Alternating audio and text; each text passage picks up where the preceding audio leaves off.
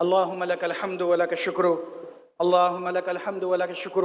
ये सआदत के दुनिया इस्लाम का इतना बड़ा मुबल्लिग, ये इस सरज़मीन पे पाकिस्तान के लिए पहला इनका जो बाकायदा जो ख़िताब था, जो इनका बयान था, उसके लिए अल्लाह पाक ने हमारे गवर्नर साहब को चुना और अल्लाह ने ये सआदत इनके ज़रिए से आप सबको भी नसीब फरमाई। और मैं अल्लाह के बाद गवर्नर साहब का शुक्रगुजार हूँ कि इन्होंने ये मुझे सआदत बख्शी कि ये पाकिस्तान की सरज़मीन पे डॉक्टर जाकिर नाइक साहब का पहला बाकायदा ख़िताब है जिसकी निज़ामत की ज़िम्मेदारी गवर्नर साहब ने मेरे सुपुर्द की। मैं इनका तहे दिल से मशकूर हूँ। डॉक्टर साहब से मैं सिर्फ एक बात करके हम सवालात की तरफ फौरी तौर पे जाते हैं कि डॉक्टर साहब, आपने हमारी मेहमान नवाजी यहाँ पर देख ली है। पाकिस्तान की फ़ौज और पाकिस्तान के सिक्योरिटी इदारे ये दुनिया की टॉप तरीन सिक्योरिटी इदारे हैं और शहादत हर मुसलमान का मतलूब है। लेकिन मैं अल्लाह पे यकीन करके कसम खा के कहता हूँ कि आपके इर्द गिर्द जो सिक्योरिटी एहलकार मौजूद हैं, पाकिस्तानी सिक्योरिटी एहलकार, हम पाकिस्तानी अल्हम्दुलिल्लाह इतने गैरतमंद हैं कि ये सारे ख़त्म हो जाएं तब तक तो कोई आप तक पहुँच सकता है, एक भी जिंदा रहा तो आप तक कोई नहीं पहुँच पाएगा।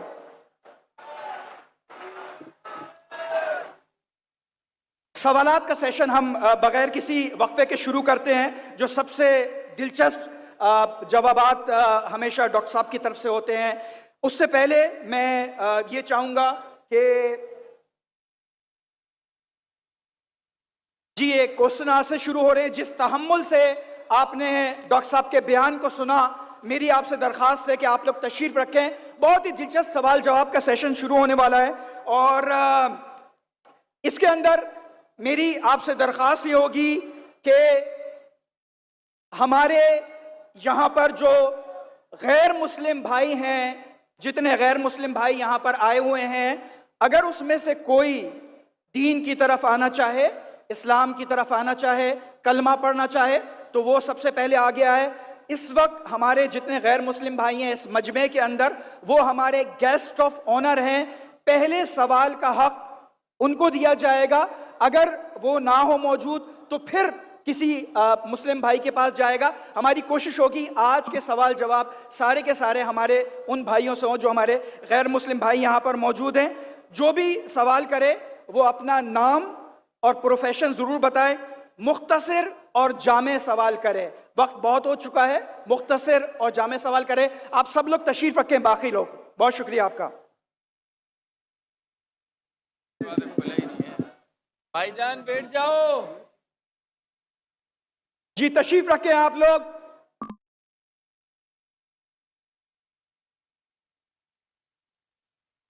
आपसे दरखास्त है तशरीफ रखें प्लीज। बैठ जाओ भाई, बैठ जाओ। तशरीफ रखें ताकि सवाल जवाब का सेशन शुरू हो सके।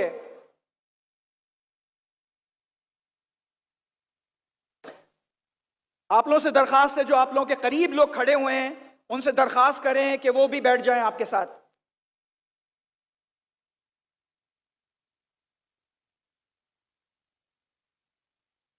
ये जो सबसे आगे खड़े हुए हैं, सबसे पहले आपसे दरखास्त है कि आप लोग बैठ जाएं।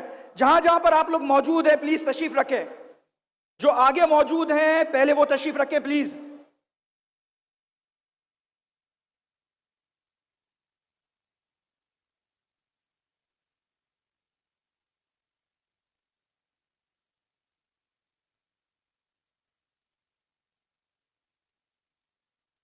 जी मेरे सामने ये जो भाई मौजूद हैं, ये इनसे दरखास्त है आप लोग तशरीफ रखें please.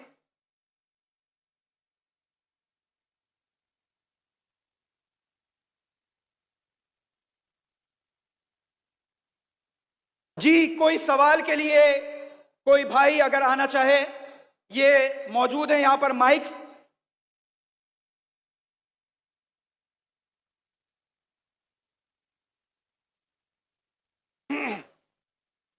If there are any non-Muslim brothers and sisters who would like to ask a question, please can the volunteers raise the hand.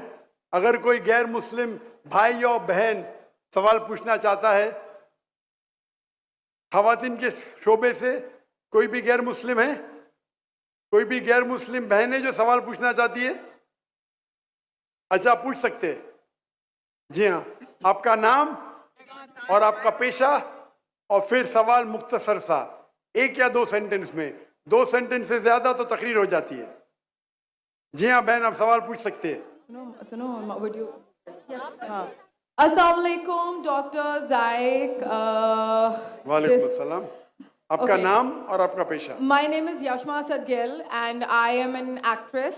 आपका नाम क्या है? Yashma Asad Gill. Yashma सरगिल। Yashma Asad Gill. जी हाँ। Okay, I know the time is limited, but I really want to address your contribution in my journey. There was a time when I had fallen into the trap of atheism back in the days when I was doing my bachelor's, but Alhamdulillah, it was your videos and your lectures that brought me back to my religion and brought my spirituality back to me and my faith back to me. So Alhamdulillah for that, and thank you for coming to my country and especially my city. You've been a mentor and you are my, I'm literally shaking right now, I'm so sorry. Okay, so the question is, pardon me if I say anything wrong because my knowledge is limited, but at the time when I was doing my research and I came across your lectures, there was everything else that I could understand, but one question still remains, which is that this concept of predestination, and then there is this one concept of us human beings and Jannat having free will, right? तो अगर सब कुछ पहले से लिख दिया गया है, अब कुछ अगर सब कुछ प्रीडेस्टिन्ड है, तो जो कॉन्सेप्ट है कि अगर एक चोर कहीं पे चोरी करता है, तो वो तो पहले से नहीं लिख दिया गया था, उसको उसकी अकाउंटेबिलिटी क्या है उसमें फ्री विल के हिसाब से? बहन ने एक अहम सवाल पूछा है और वो कहती है कि पहले वो एक्ट्रेस थी और वो एथियज्म के जाल में फंस गई थी और मेरे कैसेट सुनने के बाद अल्हम्दुलिल्लाह वो वापस दीन की तरफ रुजू की और अल्लाह सुब्हानहू व तआला ने हिदायत दी। उनका मेन सवाल है कि कदर के बारे में। मैं आपको मुबारकबाद देना चाहता हूँ कि आप एक फिल्म इंडस्ट्री से वापस सही रास्ते पे आए। बहुत मुश्किल है, अगर मीडिया के जाल में फंस जाते तो निकलना मुश्किल है, लेकिन अल्लाह ताला काफ़ी लोग को हिदायत दे रहा है। आपको भी अल्लाह ने हिदायत दी। जहाँ तक ये सवाल है, उनका सवाल है कदर के बारे में, अबाउट डेस्टिनी, फ्री विल, कि अगर अल्लाह सुब्हानहू व तआला ने मेरे तकदीर में लिखा कि मैं शराब पीऊँगा और मैं शराब पीता हूँ, तो कौन जिम्मेदार? अल्लाह। ये सवाल बहुत कॉमन है, लेकिन अक्सर मुसलमान घबराते पूछने के लिए, क्या कोई फतवा न दे दे मुझे, मैं काफिर हूँ। अल्लाह सुब्हानहू व तआला कुरान मजीद में इंसानों को एनकरेज करते सवाल जवाब के लिए, इसलिए कुरान मजीद में आप पढ़ेंगे 333 बार, 323 टाइम्स, 323 बार कहा गया है कुल, कालू, इन लोग ने कहा, और 323 बार अल्लाह कहते कुल, उनसे कहो। यानी कुरान मजीद की एक क्वेश्चन आंसर बुक है। 323 टाइम्स पूछा गया कि क्या सवाल है, अल्लाह बोलता है कुल, कहो कुल। उनने पूछा अल्लाह कौन है, कुल वल्लाहु अहद। तो ये कुल जो है, सवाल करना कोई बुरी बात नहीं, लेकिन ये सवाल बहुत कॉमन है कि हम तकदीर में मानते हैं, ये हमारा ईमान है। तो अल्लाह ताला अगर तकदीर में लिखा कि मैं मर्डर करूंगा, मैं किसका कत्ल करूंगा और मैं कत्ल करता हूं, तो कौन जिम्मेदार? अल्लाह। नऊज़ुबिल्लाह। अगर लिखा है मेरे तकदीर में कि मैं शराब पीऊंगा और मैं शराब पीता हूं, कौन जिम्मेदार? अल्लाह। नऊज़ुबिल्लाह। इसका जवाब ये है कि हमें समझना चाहिए तकदीर की क्या मानी है। और ये सवाल जब मैं दावती मैदान में तकरीबन 35 साल पहले शुरू किया, तो ये सवाल मुझे भी बहुत परेशान कर, किसने पूछा नहीं मुझे, अल्लाह की मदद है, अल्लाह की मदद है, जवाब मिलने के बाद ही लोग पूछते हैं। तो पहले चंद साल काफ़ी तहकीक की, लेकिन जवाब कोई किताब में मिली नहीं। जवाब मिला। फिर मैंने उलमा से पूछा सही है, तो उन्होंने बोले माशाल्लाह अच्छा जवाब है, और मैं अभी पेश करूंगा आपके सामने। मैं मिसाल देता हूं कि अगर एक टीचर क्लासरूम में 100 बच्चे को पढ़ा रही है, 1 साल पढ़ाने के बाद इम्तिहान के पहले टीचर बोलती है ये बच्चा एग्जामिनेशन में फर्स्ट क्लास फर्स्ट आएगा, ये बच्चा सेकंड क्लास आएगा, ये बच्चा फेल होएगा। माफ करना, आपको मिसाल बोल रहा हूं, कल मिसाल है आपके लिए। और एग्जामिनेशन के बाद ये सही निकलता है, ये बच्चा फर्स्ट क्लास फर्स्ट आता है, ये बच्चा सेकंड क्लास, ये बच्चा फेल होता है। मेरा सवाल है कि जो बच्चा फेल हुआ वो बोल सकता है कि टीचर ने प्रिडिक्ट की, क्योंकि टीचर ने प्रिडिक्ट की क्या मैं फेल होऊंगा इसलिए मैं फेल हो गया। क्या वो बोल सकता है ऐसा? हाँ क्या नहीं? हाँ क्या नहीं? नहीं। टीचर देखती थी कि ये बच्चा स्टूडियस है, बराबर होमवर्क करता है, ज़हीन है, ये बच्चा एवरेज है, ये बच्चा हॉकी खेलता था, क्लास में भी नहीं आता था, पिक्चर देखता था। तो टीचर ने देख के प्रिडिक्ट की, और टीचर अक्सर सही होती है, लेकिन इंसान है, गलती भी हो सकती। इसी तरीके से अल्लाह सुब्हाना व ताला एक इंसान नहीं है, अल्लाह के पास इल्मे गैब है। अल्लाह को पहले ही पता है आप क्या डिसीजन लेने वाले हैं।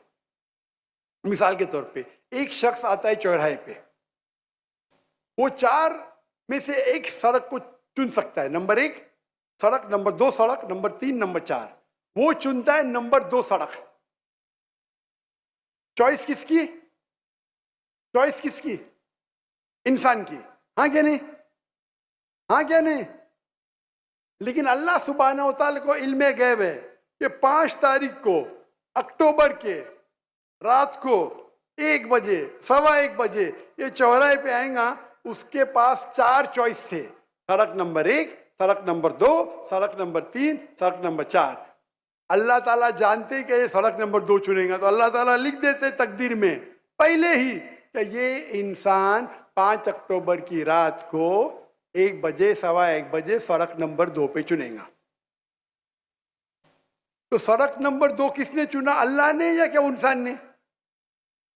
अल्लाह ने चुना या इंसान ने चुना? इंसान ने चुना। तो कौन जिम्मेदार, अल्लाह या इंसान? अल्लाह या इंसान? इंसान। वो आगे जाता है और 3 सड़क आते, सड़क ए, सड़क बी, सड़क सी। वो चुनता है सड़क ए, अल्लाह ताला जानता है कि वो सड़क ए चुनेगा, लिख देता है। कौन जिम्मेदार? इंसान।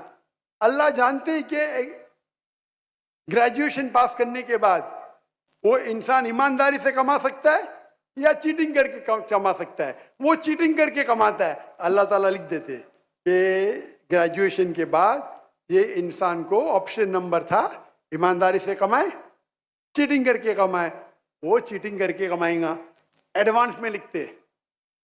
तो इससे हमें जाहिर होता है कि अल्लाह चुन रहा है कौन? इंसान।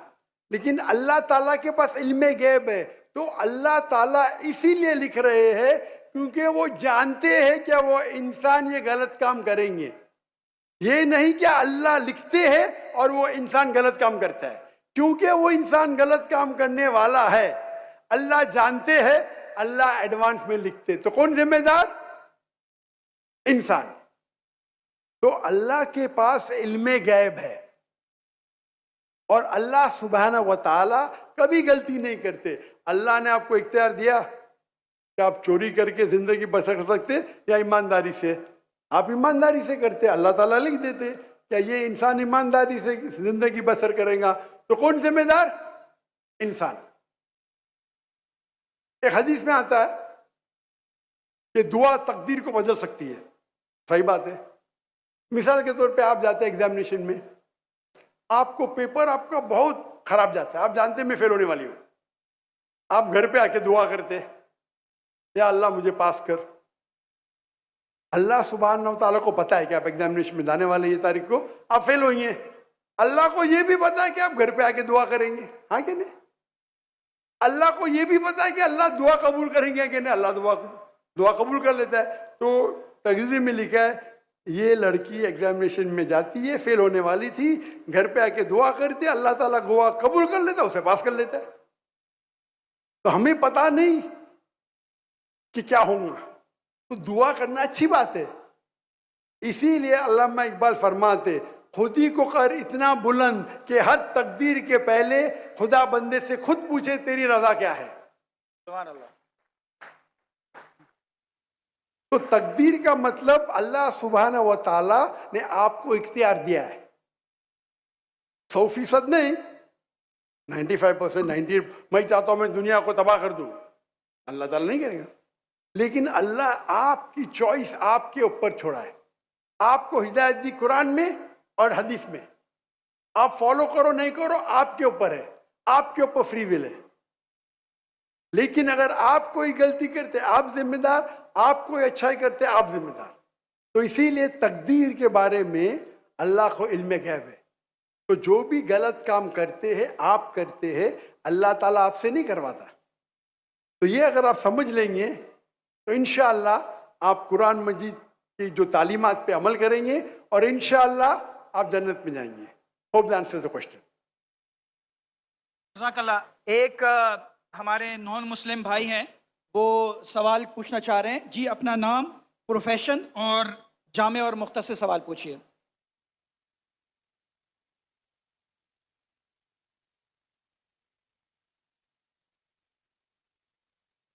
जी, ये इनका माइक प्लीज ऑन कर दीजिए।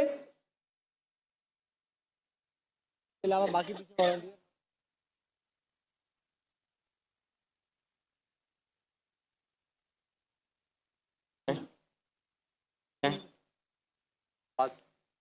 अस्सलाम वालेकुम डॉक्टर साहब। जी, मेरा नाम लक्ष्मण है। डॉक्टर साहब, आपने एक मर्तबा भारत में या फिर कहीं अपने बयान में इस प्रकार बताया था कि जो श्रुति और जो स्मृति जो शास्त्र है, तो उसमें से ज़्यादा बेहतरीन वो है कि आप श्रुति जो शास्त्र है उनको फॉलो करें, दैट्स मीन वेदास को फॉलो करें। But I am following Shrimad Bhagavad Gita because जब हमारे मानना है कि जब भगवान श्री कृष्ण आए तो उन्होंने ये बताया कि जो लास्ट जो बुक है वो भगवान का गीत यानी श्रीमद् भगवद गीता है, तो उसको मैं फॉलो करता हूँ। तो आपके मुताबिक जिस तरीके से आप कहते हैं कि नहीं आप वेदास को फॉलो करें, तो मेरा आपसे ये क्वेश्चन है कि आप भी जैसे एज अ मुस्लिम अब हज़रत मोहम्मद मुस्तफ़ा सल्लल्लाहु अलैहि वसल्लम की जो लास्ट बुक है, जिनका उनका मानना है कि उनके ऊपर वो वही आई हो पूरी दुनिया उम्मत के लिए जो क्या बोले रहमत का वगैरह ये है जो, तो आप कुरान मजीद को फॉलो करते हैं। तो आप अगर खुदा की लास्ट बुक फॉलो करते हैं तो एज आप परफेक्ट है, और अगर मैं ऐसा करता हूँ श्रीमद् भगवद गीता को फॉलो करता हूँ तो आप कहते हैं कि इम्परफेक्ट है। भाई लक्ष्मण का बहुत अच्छा सवाल है। वो कहते हैं कि मैंने तकरीर में इंडिया में कहा हूँ कि हिंदुज़म में दो किस्म की किताबें हैं, श्रुति और स्मृति।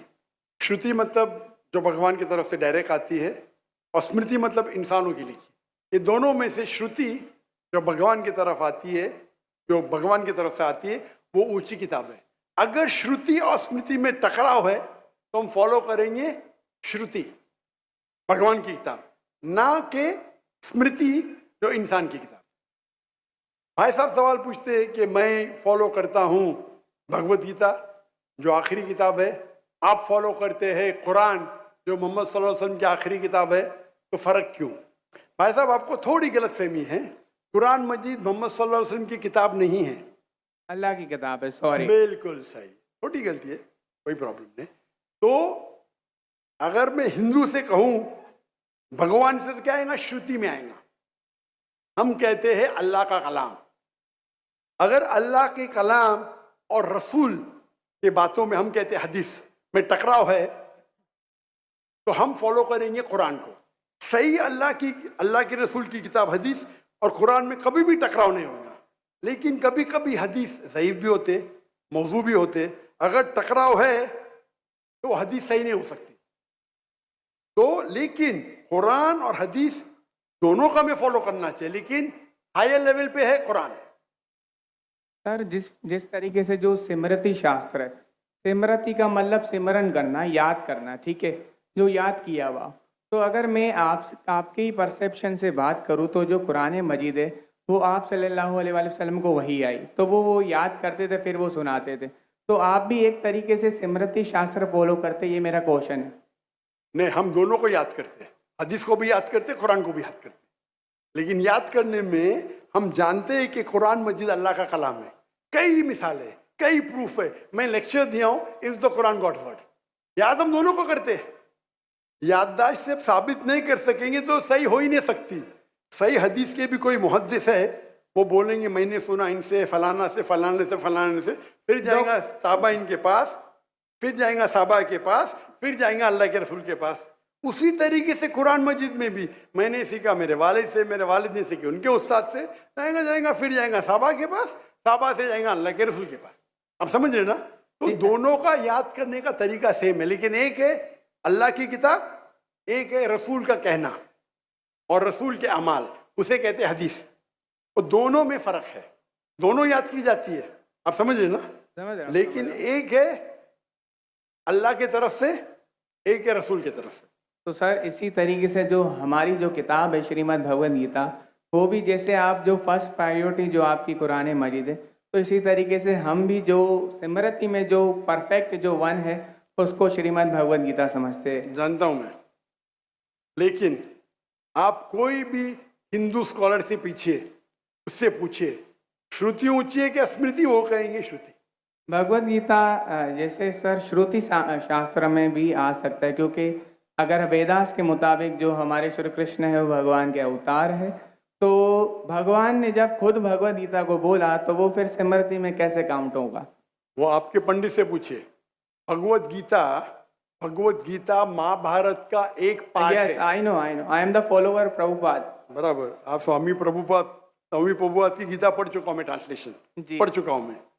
तो वो भी, और मेरा उनसे जो श्री कृष्ण जो है, Shri Krishna mission ISKCON, yes yes, उनसे मेरा 1-to-1 डिबेट डिस्कशन भी हो चुका। मैं डिस्कशन कहता हूँ, हम डिबेट करो, मुझे कोई प्रॉब्लम सॉरी सर, समझे ना?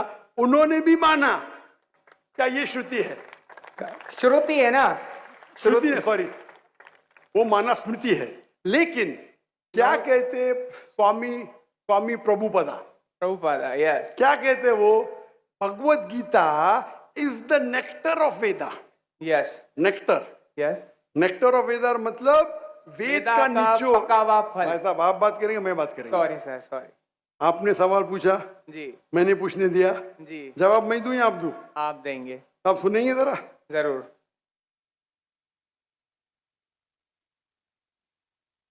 तो स्वामी प्रभुपादा कहते हैं, वो कहते कि वेद जिस तरीके से गाय है, वेद गाय है, उसका दूध निकालते वो है भगवत गीता। बराबर?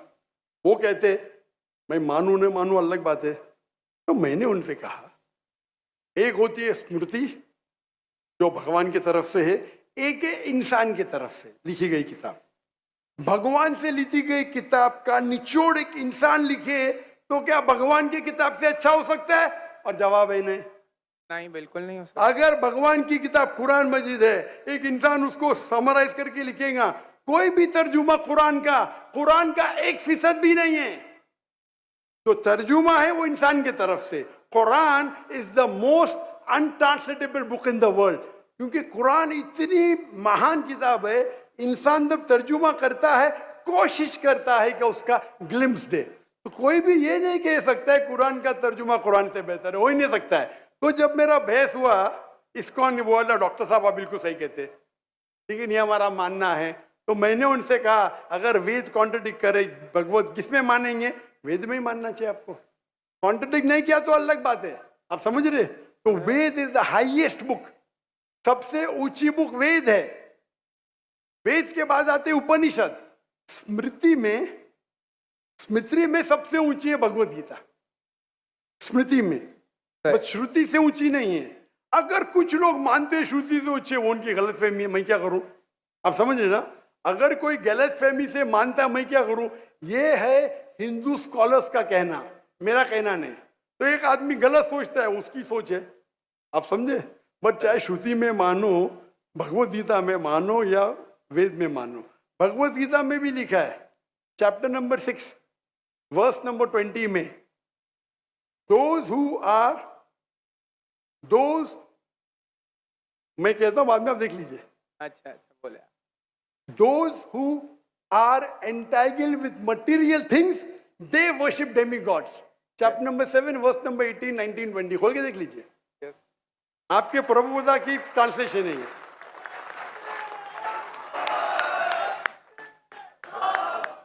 क्या those who worship demigods, they will go to the demigods. They are materialistic people. और ये वर्ड materialistic ट्रांसलेशन है स्वामी प्रभुदा का संस्कृत से। तेरा सर ये चैप्टर नंबर 9 है, सॉरी, वर्स नंबर 25, यान्ति देवाव्रतान वो नहीं, आप चैप्टर नंबर 7 देखिए। आप क्यों 9 खोल रहे? आपको 7 और 9 में फर्क लगता है क्या? ये अच्छी बात है, मैं 7 कोट करो, आप 9 में जा रहे। Yes, but I am not the worshipper of demigods. Demigods are अब मैं डिफरेंट। आपको कहा क्या, मैंने जो बोला सही है क्या? नहीं, देखो ना। जी एकदम तो परफेक्ट है। क्यों आप लोग को दूसरी जगह लेके जा रहे? नहीं सर, भाई साहब लक्ष्मण भाई, कम से कम हक का साथ तो दो। मैं ही कोट कर रहा हूँ चैप्टर नंबर 7, आप बोलते चैप्टर नंबर 9। मेरे पास कोई किताब नहीं, मैं दिमाग से बात कर रहा हूँ, बराबर? तो आप अगर मैं 7 कोट करूँ, आप मुझे नहीं डॉक्टर साहब चैप्टर नंबर 9।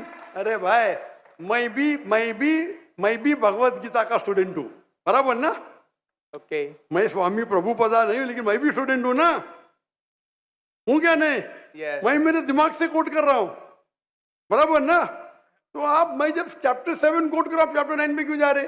बट मुझे लगा कि आपने वो जो श्लोक जो कोट किया ना, कि जो भूतों की पूजा करते भूतों के पास जाएंगे, पितरों की पूजा करने, यान्ति देवाव्रतान देवान पितृ यान्ति पितृव्रता भूत यान्ति भूतेज्य यान्ति मत यज्ञो विपाम।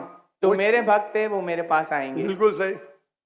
तो इसलिए ना हम भूतों, ना प्रेतों, ना क्या बोलते हैं कि जो पितृ है, जो मेरे एंसेस्टर है, उनकी पूजा ना करते हुए, ना डेमीगॉड्स की भी पूजा ना करते हुए, तो भगवत गीता कहती है कृष्ण की पूजा कर। भूत परस्ती गलत है, मानते हैं? नो, कृष्ण की मूर्ति रखना भगवत गीता के मुताबिक परफेक्ट है। चैप्टर नंबर 12, जब अर्जुन ने पूछा कि मैं किसकी पूजा करूं, तो भगवान ने चैप्टर नंबर 12 दूसरे श्लोक में बताया कि अगर कोई मेरी साकार रूप की पूजा करता है तो वो मुझे अत्यंत प्रिय है। तो इसलिए मैं भगवत गीता को फॉलो करता हूँ। उसका मतलब भगवत गीता में कॉन्ट्रडिक्शन है। अभी आपने कहा कि भगवत गीता में लिखा भूत परस्ती खराब है। मैंने नहीं कहा सर।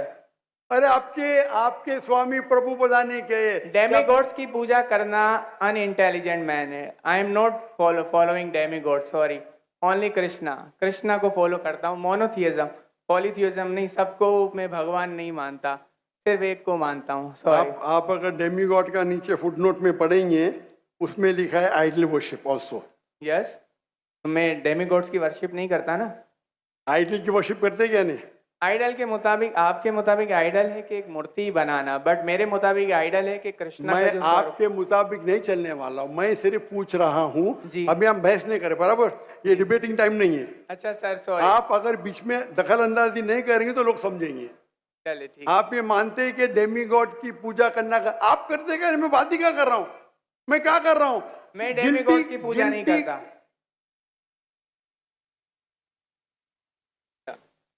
भाई साहब, मैंने आपको मौका दिया सवाल पूछने का, जी सर। आप मुझसे डिबेट करना चाहते क्या? No sir. तो ये रूल को तोड़ना सच अच्छी बात है। आप हमारे रूल को तोड़े क्या नहीं? नहीं सर, अभी आप बोले मैं सुनूंगा। तोड़े क्या? हाँ क्या नहीं? तोड़े क्या नहीं? और मैं तो माशाल्लाह सब्र कर रहा हूँ, क्योंकि मेरा गैर मुस्लिम भाई मेरे सामने खड़ा है, मेरा हिंदू भाई सामने खड़ा। मुसलमान होता भाई मुसलमान होता था ना, मैं बोलता था हट जा भाई, क्योंकि तुम मेरे गेस्ट ऑफ ऑनर है। मैं सब्र कर रहा हूँ, जी सर। मैं आपकी इज्जत कर रहा हूँ, लेकिन इज्जत करने का मतलब नहीं कि आप सब लोग का टाइम, हजारों लोग है इधर, बराबर ना? मैं तो खाली वेद के बारे में कह रहा हूँ, मैं कह रहा हूँ भगवत गीता के बारे में। अगर भगवत गीता और वेद में टकराव है, वेद में लिखा है Shvetashvatara Upanishad chapter number 4 verse number 19, ना तस्य प्रतिमास्ति। Yajurveda chapter number 32 verse number 3, ना तस्य प्रतिमास्ति। प्रतिमा मीन्स अक्स, ट्रांसलेट करेंगे तो हो जाता है फोटोग्राफ, पेंटिंग, आइडल, स्टैच्यू। ना तस्य प्रतिमास्ति, वो खुदा, वो भगवान की कोई प्रतिमा नहीं, कोई फोटोग्राफ नहीं, कोई पेंटिंग नहीं, कोई पिक्चर नहीं, कोई आइडल नहीं, कोई स्कल्पचर नहीं। अभी मैं कोट कर रहा हूं वेदा। अगर वेदा और भगवत गीता में टकराव है तो हिंदू मजहब के हिसाब से आपको फॉलो करना चाहिए वेदा। आप नहीं करते, मैं क्या करता हूं? मैं जबरदस्ती नहीं कर सकता हूं। जी सर, मैं भगवत गीता फॉलो करता हूँ। करो ना, आपको जिसको फॉलो करने का करो, लेकिन मैं तो आपको बोल सकता हूँ ना क्या मैं जानता हूँ इल्म के बारे में। समझ गया। आपको भगवत गीता को फॉलो करने का है, स्वामी प्रभुदा को फॉलो करने का है, स्वामी प्रभुदा को पूछने का है। मैं थोड़ी रोक सकता हूँ, मैं खाली कह सकता हूँ क्या ये आपके किताब में लिखा है, आपको फॉलो करने का फॉलो करो, मत करने का मत करो, क्योंकि कुरान में लिखा है ला इकराहा फिद्दीन। दीन में कभी भी किसके साथ जबरदस्ती नहीं कर सकते। मैं आपसे बात कर सकता हूँ, माने तो अच्छी बात, नहीं माने तो मैं कहूँगा नो प्रॉब्लम, मैं आपसे झगड़ा नहीं करूँगा, बराबर ना। Thank you. आप जाके फिर से तहकीक करो, चलिए सर। बराबर ना। आपके मेरा क्राइटेरिया क्या है, कोई मुझसे डिबेट करना चाहता है तो मेरे टक्कर का लेकर आओ। लोग बोलेंगे अरे बच्चे से डिबेट कर रहा है जाकिर, मेरी भी इज्जत है ना भाई, है क्या नहीं मेरी इज्जत। आपको मैंने सुना है। अभी फिर से बात कर रहे हैं आप, फिर से बात कर रहे हैं।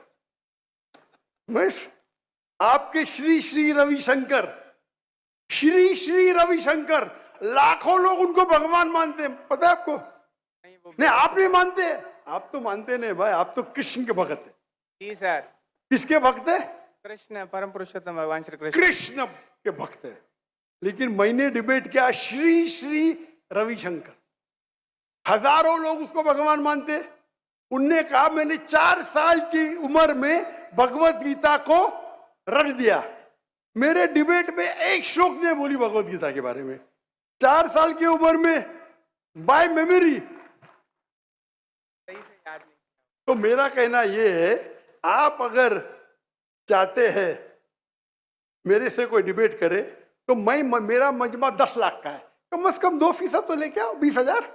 आपके हिंदू में से कोई भी 20,000 इकट्ठा कर सकता है और मुझसे डिबेट करना चाहता मैं करूंगा।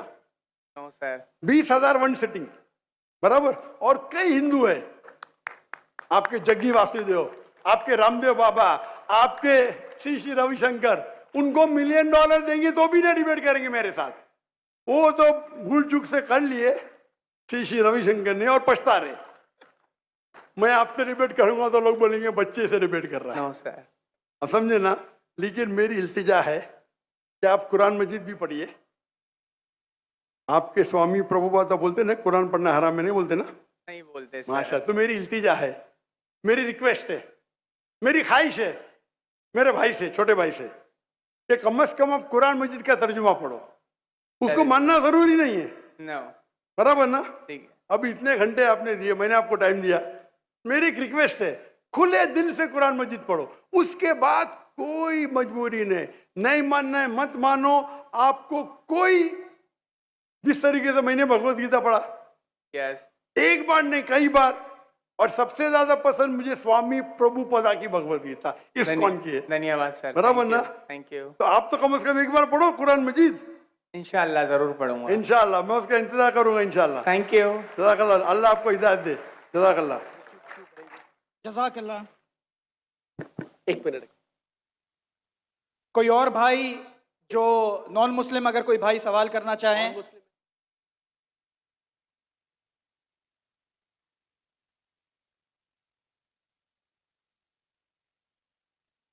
कोई और नॉन मुस्लिम भाई या मेरी बहन सवाल करना चाहे? Non Muslim,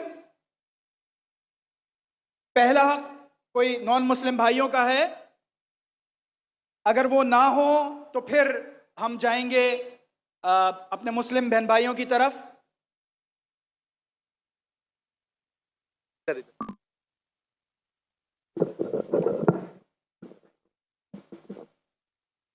Assalamu alaikum. My name is Abdul Basit Rind.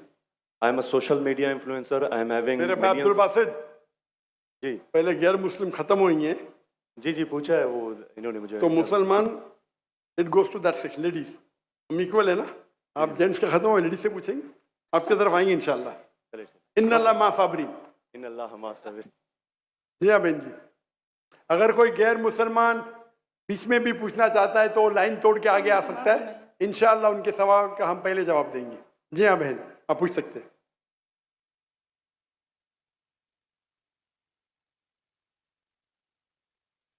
अस्सलाम वालेकुम सर।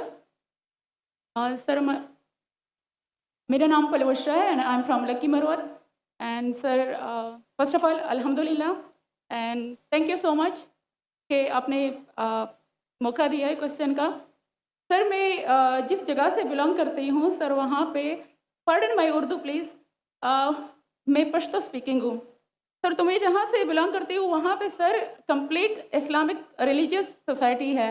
वहाँ ख़वातीन घर से बाहर बिला ज़रूरत नहीं जाती सर। वहाँ पे औरतें जो हैं वो घरों में रहती हैं एंड मर्द कोई नमाज नहीं कज़ा करते। और हर शब जुमा को जो तबलीगी जमात के या जितने भी दवा होते हैं, दावत इल्लल्लाह के रास्ते में निकले हुए लोगों का बयान होता है हर शब जुमा को, तो सर वहाँ पे जाते हैं। रिसेंटली एक बहुत बड़ा तबलीगी इज्तिमा भी हो गया सर वहाँ पे। और हमारे इलाके में तमाम लोग बहुत रिलीजियस और यानी उनका सोशल कंडक्ट जो है वो भी रिलीजियस बेस पे है। बट सर मेरा क्वेश्चन यहाँ पे ये है कि आपके विस्डम के मद्देनज़र, यानी अकॉर्डिंग टू यूर विस्डम, क्या रीज़न हो सकती है कि सर वहाँ पे drug addiction, adultery, paedophiles and different जैसे सूद और इस तरह के बुराइयां जड़ पा चुकी हैं। एंड सर वहाँ पे जो, अच्छा सर एक मुझे आपके बयान के बीच में एक सवाल मेरे माइंड में आया, वो भी साथ ही पूछ लेती हूँ। एक सवाल पूछिए बहन जी। Okay sir. और शॉर्ट सर तो आप रीज़न क्या बता सकते हैं कि वहाँ पे सोसाइटी क्यों कोलैप्स हो रही है एंड हमारे उलमा इनको कॉल आउट क्यों नहीं करते, स्पेसिफिकली पीडोफाइल्स को? इनका सवाल है कि उनके माशरे में जहाँ से वो आती है वो ख़वातीन बहुत इस्लामिक ख़वातीन हैं, वो घर के बाहर ज़रूरत के बिना बाहर नहीं निकलती। मैं भी घर के बाहर ज़रूरत के बिना नहीं निकलता हूँ, और मर्द को भी घर के बाहर ज़रूरत के बिना नहीं निकलना चाहिए। हाँ कि नहीं? आप निकलते ज़रूरत के बिना बाहर? कोई निकलता है? यहाँ भी नहीं निकलते माशाअल्लाह। आपका सवाल है कि आपके माशरे में माशाअल्लाह बहुत इस्लामिक है, इज्तिमा होता है, लेकिन वहाँ पीडोफाइल, अगर मैं सही सुना हूँ, बहुत कॉमन है। Exactly sir. और आपने कहा कि जिना भी कॉमन है? जिना सर अभी होता जा रहा है, बढ़ता जा रहा है। एंड स्पेसिफिकली पीडोफाइल्स जो कि बच्चों को मैनिपुलेट कर लेते हैं और वो फिर उन बच्चों को, वो जब बड़े होते हैं तो अगेन ये साइकिल चलता जा रहा है सर। ये बहुत बड़ा गुनाह है जो वहाँ होता है। बहन जी आपके कोई सवाल में तकरार है। आप कहते मेरा माशरा इस्लामिक है, फिर बोलते पीडोफाइल है। सर ये कह रही हूँ कि वही पीडोफाइल्स सुनिए मस्जिदों में जाते हैं, भाई वही बहन pedophiles। आपने सवाल पूछा, आप जरा आप खामोश रहेंगी? आपने सवाल खत्म हो गया ना? मेरा जवाब सुनना चाहती क्या नहीं? आप जी सर। आप सुनना चाहती क्या नहीं? जी सर। तो आपका सवाल खत्म।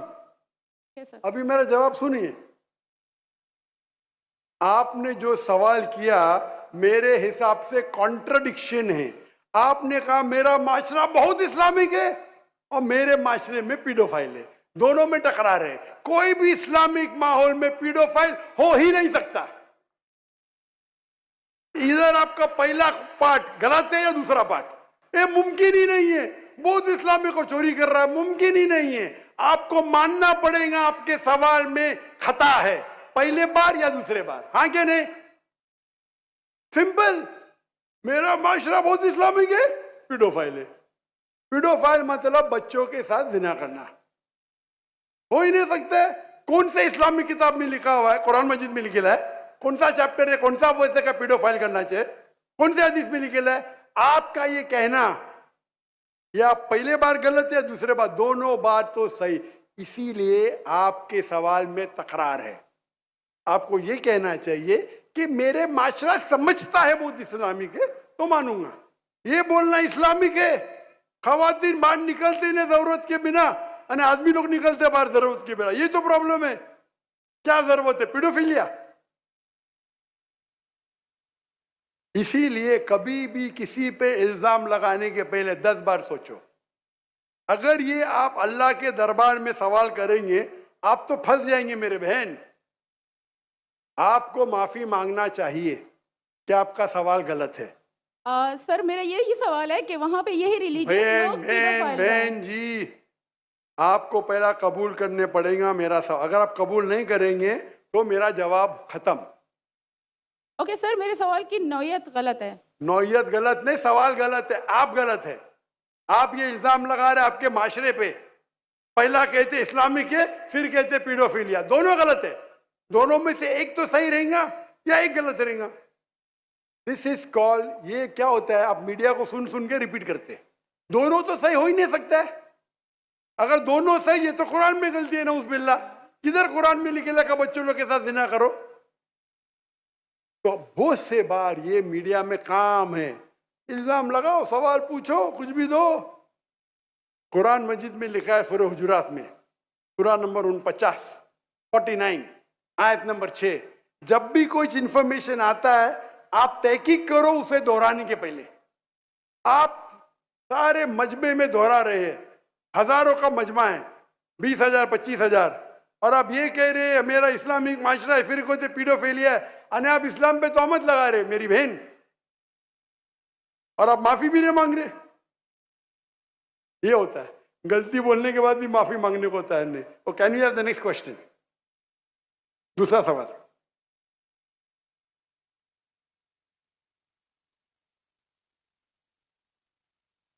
कि माइक ओपन कीजिएगा इनका, राइट साइड वाला माइक ओपन कीजिएगा। वो कह रहे हैं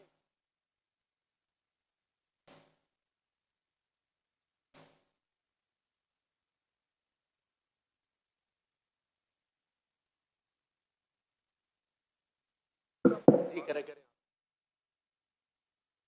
Assalamu alaikum. My name is Abdul Basit Rind. I'm a social media influencer.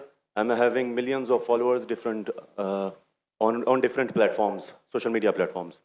मेरा सवाल ये है कि मैं एक मुस्लिम घराने में पैदा हुआ। मेरे माँ बाप जो है मुसलमान थे। मैं एक मासूम बच्चा, मुझे तो कुछ भी नहीं पता। मैं जब पैदा हो के जवान हुआ तो मेरा जो दिल है वो उसी चीज़ को तस्लीम करता है जो मेरे माँ बाप ने मुझे सिखाया। क्योंकि मैं मुस्लिम फैमिली में पैदा हुआ तो मैं इस्लाम को दिल से सच्चा समझता हूँ। अभी जैसे हमारे लक्ष्मण भाई आए थे, एक मासूम बच्चा, उसको कुछ भी नहीं पता कि मज़हब क्या है, रिलीजन क्या है, और वो क्रिश्चियन फैमिली में पैदा हो या हिंदू फैमिली में पैदा हो तो वो उसी चीज़ को फॉलो करता है, उसी चीज़ को उसका दिल मानता है जो उसके माँ बाप ने उसको सिखाया हो और उसके माइंड में फीड किया हो। तो वो अगर बहुत ही अच्छा बंदा है, वो बहुत ही अच्छा बंदा है, वो लोगों की मदद भी करता है, ख्याल भी करता है, बहुत नाइस इंसान है, लेकिन अगर वो इस हालत में मर जाता है तो क्या वो जहन्नुम में जाएगा या जन्नत में जाएगा? अगर जहन्नुम में जाएगा तो ये जस्टिस है या इनजस्टिस है? भाई साहब अपने नाम क्या है आपका? Abdul Basit Rind. Abdul Basit Rind. Rind is a Balochi caste tribe है मेरा। रिंद जी, रिंद। अब्दुल कादिर इस्लाम। अब्दुल बासित। यस, शेख अब्दुल बासित अच्छे कारी थे माशाल्लाह। भाई अब्दुल बासित ने बहुत अच्छा सवाल किया। बोला मैं मुसलमान खानदान में पैदा हूँ, मेरे वालिदैन मुसलमान थे और है, अल्हम्दुलिल्लाह है नहीं आपने थे बोला, लेकिन ना रिकॉर्डिंग है, मैं गलती एक्सेप्ट करता हूँ। है मुसलमान है, जो उनने पढ़ाया मैंने कबूल किया। हमारे लक्ष्मण भाई हिंदू थे, हिंदू बन गए। अब्दुल बासित ने कहा जो मेरे वालिदैन ने कहा मैंने मान लिया। अब्दुल बासित साहब, अगर आपके वालिदैन आज कहते 2 + 2 = 5, आप मानेंगे? नहीं मानूंगा। तो ये बोलना कि जो वालिदैन ने तो कहा मैं मान गया, सही नहीं है। जब तो आप बच्चे थे तो शायद मान जाते थे, बराबर। 2 साल की उम्र में माँ ने बोली 2 + 2 = 5, तो आप हाँ बोलेंगे, बराबर कि नहीं? आज बोलेंगे तो आप मानेंगे। Very good. तो इस्लाम का ये कहना है, अल्लाह के रसूल फरमाते हैं कि जब तक बच्चा बालिग नहीं होता है उनके ऊपर कलम नहीं लिखे जाएंगी, मतलब वो मासूम है। अगर लक्ष्मण जो है अभी तो बालिग है, 25 साल 30 साल 35 साल पता नहीं, यहां से दूर से दिख रहा नहीं था, लेकिन बालिग तो है ना। अगर कोई गैर मुसलमान हिंदू खानदान में पैदा होता है या ईसाई खानदान में खलदा होता है और बालिग बनने से पहले 10 साल की उम्र में या 8 साल की उम्र में इंतकाल हो जाता है तो वो जहन्नम में नहीं जाएगा, क्योंकि वो मासूम है। और समझ रहे? लेकिन एक इंसान जब बालिग हो जाता है तो उसके वो जिम्मेदार है, वालिदैन को दोषी नहीं ठहरा सकता है। आज की तारीख में मैंने आपसे पूछा, आपके वालिदैन बोलेंगे 2 + 2 = 5, आप मानेंगे? आपने कहा नहीं। उसका मतलब आज आपकी वालिद, आपके वालदा अगर कोई गलत कहेंगे, आपके पास होश हवास आया, आप उसको कुछ बात में भी आप मान लेंगे गलत चीज को, लेकिन अक्सर गलत चीज को नहीं मानेंगे। आप अपनी वालिद से मोहब्बत करते, वालिदैन से मोहब्बत कर, उसका मतलब नहीं कि आप खिलाफ है उनके, लेकिन अभी आप बालिग बन गए, समझिए। तो ये बोलना कि क्योंकि वालिदैन, कुरान क्या आते, ये काफिर ये नहीं कह सकेंगे कि उनके वालिदैन काफिर थे, ये काफी नहीं है, कुरान क्या आते। तो उसका मतलब अगर बचपन में कोई बच्चे का इंतकाल हो जाता है, चाहे वो मुस्लिम खानदान से गैर मुस्लिम खानदान से, अगर बालिग नहीं होता है तो कलम उन पे नहीं चलती है, वो जहन्नम में नहीं जाएंगे। साफ है। एक बार बालिग हो जाते हैं, उनको इल्म हो जाता है, फिर इसीलिए अल्लाह के रसूल फरमाते हैं कि हर इंसान, हर बच्चा दीनुल फित्र में पैदा होता है, उसके बाद उसके वालिदैन, उसके टीचर उसको बुत परस्ती सिखाते, उसको आग की इबादत करना सिखाते, और वो बुत परस्ती करने लगता है। बच्चा है तो माफ हो जाएगा, बालिग हो जाता है, उसके पास समझ आ जाती है, तो वो जिम्मेदार है। तो अगर एक इंसान बालिग हो गया 25 साल 30 साल की उम्र में, शिर्क करता है और उसका इंतकाल होता है, तो वो जिम्मेदार है। पहला मुझे ये कहने के लिए कह दो, क्या आप समझते खाली मुसलमान में पैदा हो गए तो जन्नत में जाएंगे? इस्लाम में जन्नत में जाने के लिए 4 चीज की जरूरत है, मैंने कह दिया।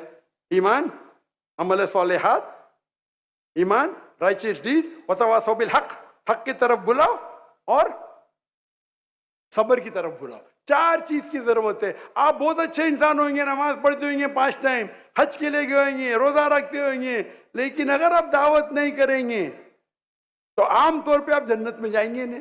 अल्लाह ताला आपको माफ करने चाहता है और जन्नत में डालना चाहता है, वो अल्लाह की मर्जी, वो डाल सकता है, लेकिन आमतौर पे आप जन्नत नहीं जाएंगे। उसी तरीके से कई गैर मुस्लिम बन रहे लाखों की तादाद में, आप समझ रहे? तो लाखों की तादाद में गैर मुस्लिम इस्लाम कबूल कर रहे, वो जन्नत में जाएंगे कि नहीं? सर नहीं, सवाल जी जाएंगे कि नहीं? बिल्कुल जाएंगे। और एक आदमी आज अगर इस्लाम कबूल करता है, अल्लाह ताला के रसूल फरमाते हैं उसके सब गुनाह माफ। तो आपसे अच्छा मेरे से अच्छा हो गया ना। हम कितने भी अच्छे गुनाह तो थोड़े करते होंगे छोटे मोटे।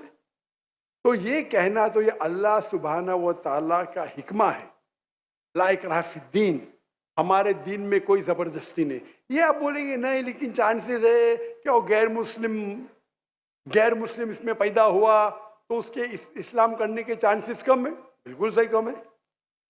मुसलमान होने के बाद भी आज की हालत देख के लगता है कि हम जन्नत में जाएंगे। वो खातून क्या कह रही थी,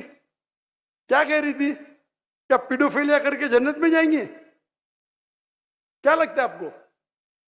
वो तो हमारे इस्लामिक टीचिंग्स में नहीं है बिल्कुल। लेकिन जन्नत में जाएंगे क्या वो मुसलमान? अगर अपने आप को मुसलमान कहते हैं और पीडोफिलिया कहते, जन्नत में जाएंगे? बिल्कुल नहीं। अगर वो खातून सही है, क्या पीडोफिलिया है, तो उनका पहला सवाल का हिस्सा गलत है। वो मुसलमान है ही नहीं। हाँ, नाम के होंगे, कलमा पढ़ते होंगे, लेकिन ये कहना कि हम लोग दीनी हैं, ये गलत है। अगर वो इस्तिगफार करे अल्लाह ताला माफ कर सकता है उनको, कोई भी गुनाह।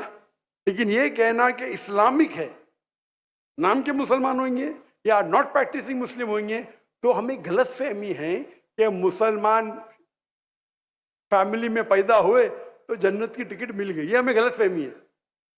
मैं भी जिद्द हो जो मुझे भी पता नहीं मेरी जन्नत की टिकट है, इसीलिए मेहनत करता हूँ, रात रात जागता हूँ, दुआ करता हूँ अल्लाह ताला कबूल फरमाए। अल्लाह के रसूल हर रोज 70 बार इस्तिगफार करते थे। कितने बार? 70 बार। अल्लाह के रसूल सबसे बेहतरीन इंसान दुनिया में, सबसे बेहतरीन मुसलमान 70 बार इस्तिगफार करते थे। कहते थे कि मेरा रब जो मुझे इतने नियामत देता है, मैं जो कुछ करता हूं माफ करता है, मैंने इस्तिगफार करूं तो कौन करेगा? तो ये आज के हमारे माशरे में गलत फहमी है कि हम मुसलमान हैं तो बस जन्नत की टिकट मिल गई हमें, हम दुआ करते अल्लाह ताला में माफ करे। तो अल्लाह सुब्हाना व ताला अगर कोई गैर मुस्लिम पैदा होता है और बालिग बनने के पहले मर जाता है, तो वो जहन्नम में नहीं जाएगा। बालिग बनने के बाद उसकी गलती है, ही इज रिस्पॉन्सिबल। आप जिस तरीके से बोलते हैं 2 जमा जो 5 में नहीं मानूंगा, तो वो क्यों मान रहे बुत परस्ती गलत है? और मेरे हिसाब से 2 जमा जो 5 और बड़ी गलती है बनिस्बत बुत परस्ती करना। आप समझ रहे? क्योंकि अल्लाह सुब्हानहू व तआला हमारे खालिक, हमारे मालिक, जिसने इतनी नियामत दी हमें, हम उसका शुक्र अदा नहीं कर सकते। मैथ्स में गलती करना थोड़ी गुनाह है क्या? अगर कोई मुस्लिम 2 जमा जो 5 बोलेगा जन्नत में जाएगा? हाँ बोलेंगे भाई इल्म नहीं है, मैथ्स में कमजोर है, बराबर के नहीं? आप थोड़ी उसको मर्डर थोड़ी कर सकते, आप उसको नहीं कर सकते ना। तो कौन बड़ा गुनहगार, 2 जमा जो 5 कहने वाला के जो बुत परस्ती करता है? बुत परस्ती ऑब्वियसली। अल्लाह ने हमको इतनी नियामत दी, बराबर, हम अल्लाह का शुक्र अदा करते? कितने लोग शुक्र अदा करते कि अल्लाह ने हमें इतना अच्छा घर दिया, इतने अच्छे कपड़े दी, इतने अच्छे गाड़ी दी, खाना दिया? हम कितने बार शुक्र अदा करते? कितने बार हम शुक्र अदा करते? पानी पीना, अगर कुछ दिनों के लिए 2-3 हफ्ते के लिए पानी नहीं मिला मर जाएंगे, कितने बार शुक्र अदा करते? मैं पूछना चाहता हूं इतने बड़े मजमे से कितने लोग ने अल्लाह का शुक्र अदा किए कि हमें सांस, ऑक्सीजन दे रहे हैं? कितने लोग ने शुक्र अदा किया? अल्लाह का हाथ ऊपर करो। सांस के लिए, सांस के लिए, सांस के लिए, पानी के लिए नहीं, पानी के लिए नहीं। जो अल्लाह ताला हमें एयर दे रहा है ताकि हम जी सके, आधे घंटे के लिए हमें हवा नहीं मिलेंगे मर जाएंगे, कितने लोग ने शुक्र अदा किया अल्लाह का सांस के लिए? 4-5% है माशाअल्लाह। शायद आपने मेरा लेक्चर सुने, आपने लेक्चर सुने थे what is the purpose of life? कौन लोग ने सुने मेरा लेक्चर आज के पहले? What is the purpose of life? हाथ ऊपर करो। माशाअल्लाह, उससे बड़ी तादाद है। मतलब आपने अगर लेक्चर सुने तो लेक्चर में बोलता हूं मैं, यहां जरा वक्त की किल्लत थी तो लेक्चर के बाद बोल रहा हूं मैं। जो सांस लेते उसका तो शुक्र अदा करना चाहिए। तो हम कितने नाशुक्र अदा है, हम कितने एहसान फरामोश है। अल्लाह ताला फरमाते जब अल्लाह ताला आपके सारे मुश्किलात दूर करता, अब अल्लाह को भूल जाते, मुश्किल में आते फिरते अल्लाह को याद करते। तो रिगार्डिंग अ क्वेश्चन, अगर आप गैर मुस्लिम बालिग हो जाता है, होने के बाद उसे माफ़ी नहीं, होने के पहले माफ़ी है। सर ये मैं आई एम लकी कि मैं मुस्लिम फैमिली में पैदा हुआ, मुझे ये सारी बातें पता चली। लेकिन बराबरी में अगर कोई क्रिश्चियन फैमिली में पैदा हो जाता है तो ये उसकी तो गलती नहीं है कि वो उस फैमिली में पैदा हुआ, उसके लिए तो ज्यादा मुश्किल है। आपने मेरा सवाल का जवाब सुने क्या नहीं सुने? जी जी बिल्कुल सुना, बिल्कुल मैंने जवाब दिया कि नहीं इसका? सर लेकिन मतलब पैदा होने पे तो उसका हक नहीं है, वो मुस्लिम में भी पैदा हो सकता है और उसमें भी। आपने मेरा जवाब सुने कि नहीं सुने? सुना है बिल्कुल। मैंने आपका सवाल का जवाब दिया कि नहीं? दिया है बिल्कुल। तो दिया तो फिर से क्यों दोहरा रहे? मैंने साफ कह चुका हूं, मुसलमान फैमिली में पैदा होना जन्नत की टिकट नहीं है, और गैर मुसलमान फैमिली में पैदा होना जहन्नम की टिकट नहीं है। लेकिन उसके लिए ज्यादा मुश्किल होगा ना जो क्रिश्चियन होगा। आपको लगता है, आपको लगता है, क्योंकि आपको गलत फहमी है कि मैं 100% जन्नत में जाऊंगा। मुझे तो, मैं मेहनत क्यों कर रहा हूं, क्यों मैं दुनिया भर घूम रहा हूं, क्यों? अल्लाह के रसूल फरमाते जो ला इलाहा इल्लल्लाह मोहम्मद रसूलुल्लाह कहता है वो जन्नत में जाएगा। लेकिन कलमा पे अमल तो करना चाहिए। हम जो मुसलमान के हालात देख रहे, मुझे लगता तो नहीं है। बिल्कुल नहीं। आप समझ रहे मेरे जवाब को? जी मैं समझ रहा हूँ बिल्कुल। हम 25% है, कितना? 25%। 2 बिलियन, 2 बिलियन कितने अरब होते? 2 अरब, 2 अरब, 2 अरब, अरब तो बहुत है यहाँ। तो ये हमारी गलत फहमी है, हम गलत फहमी के शिकार है कि हम जन्नत में जाएंगे। हम कह रहे थे इंशाअल्लाह अल्लाह हमारे गुनाह को माफ करेगा तो इंशाअल्लाह जन्नत में जाएंगे इंशाअल्लाह। तो ये अल्लाह सुब्हानहू व तआला का फरमाते कुरान मजीद में, कोई भी काफिर अल्लाह के जस्टिस को डिनाई नहीं करेगा। ये नहीं कहेगा कि मेरी से नाइंसाफ, जिस तरीके से आप बोल रहे हो, वो कहेगा अल्लाह ताला मुझे और एक मौका दे दे। अल्लाह बोलेंगे खत्म हो गया टाइम, इस दुनिया में बहुत मौके दिए, बराबर ना? बहुत से लेक्चर मिले, हो सकता है जाकिर नायक का लेक्चर सुना। अभी मेरे लेक्चर सुनने के बाद लक्ष्मण, मेरे लेक्चर सुनने के बाद बुत परस्ती कंटिन्यू करेगा, आप उसे दोषी ठहराएंगे कि नहीं? बिल्कुल, आपने लॉजिकल बताया कि अगर वो आखिरत में बोलेगा अल्लाह ताला मुझे पता ही नहीं था बुत परस्ती गलत है, अरे मैं तो स्वामी प्रभुपदा की बात माना, वो डॉक्टर साहब की बात नहीं माना, फंस जाएगा कि नहीं? और आपको शायद पता नहीं, डॉक्टर जाकिर नाइक की बात आज की तारीख में करोड़ों गैर मुस्लिम सुनते हैं, करोड़ों, सुभान अल्हम्दुलिल्लाह। तो अगर मेरी बात है, मैंने कहता हूं कि मैं बहुत महान हूं, मैं छोटा सा दाई हूं, अल्लाह से फरमाता हूं, तो हमारा ये फर्ज है जो भी गैर मुस्लिम मिले उनको बोलो। आपने कितने गैर मुस्लिम को दावत दी? आप यूट्यूब इन्फ्लुएंसर है, मैं आपकी जाती जिंदगी में जाना नहीं चाहता हूँ। यूट्यूब इन्फ्लुएंसर अच्छे भी होते हैं, खराब भी होते हैं, इस्लामिक भी होते हैं, गैर इस्लामिक भी होते हैं। मेरा अब भी यूट्यूबर से ये चैट हुआ था, पॉडकास्ट बराबर ना?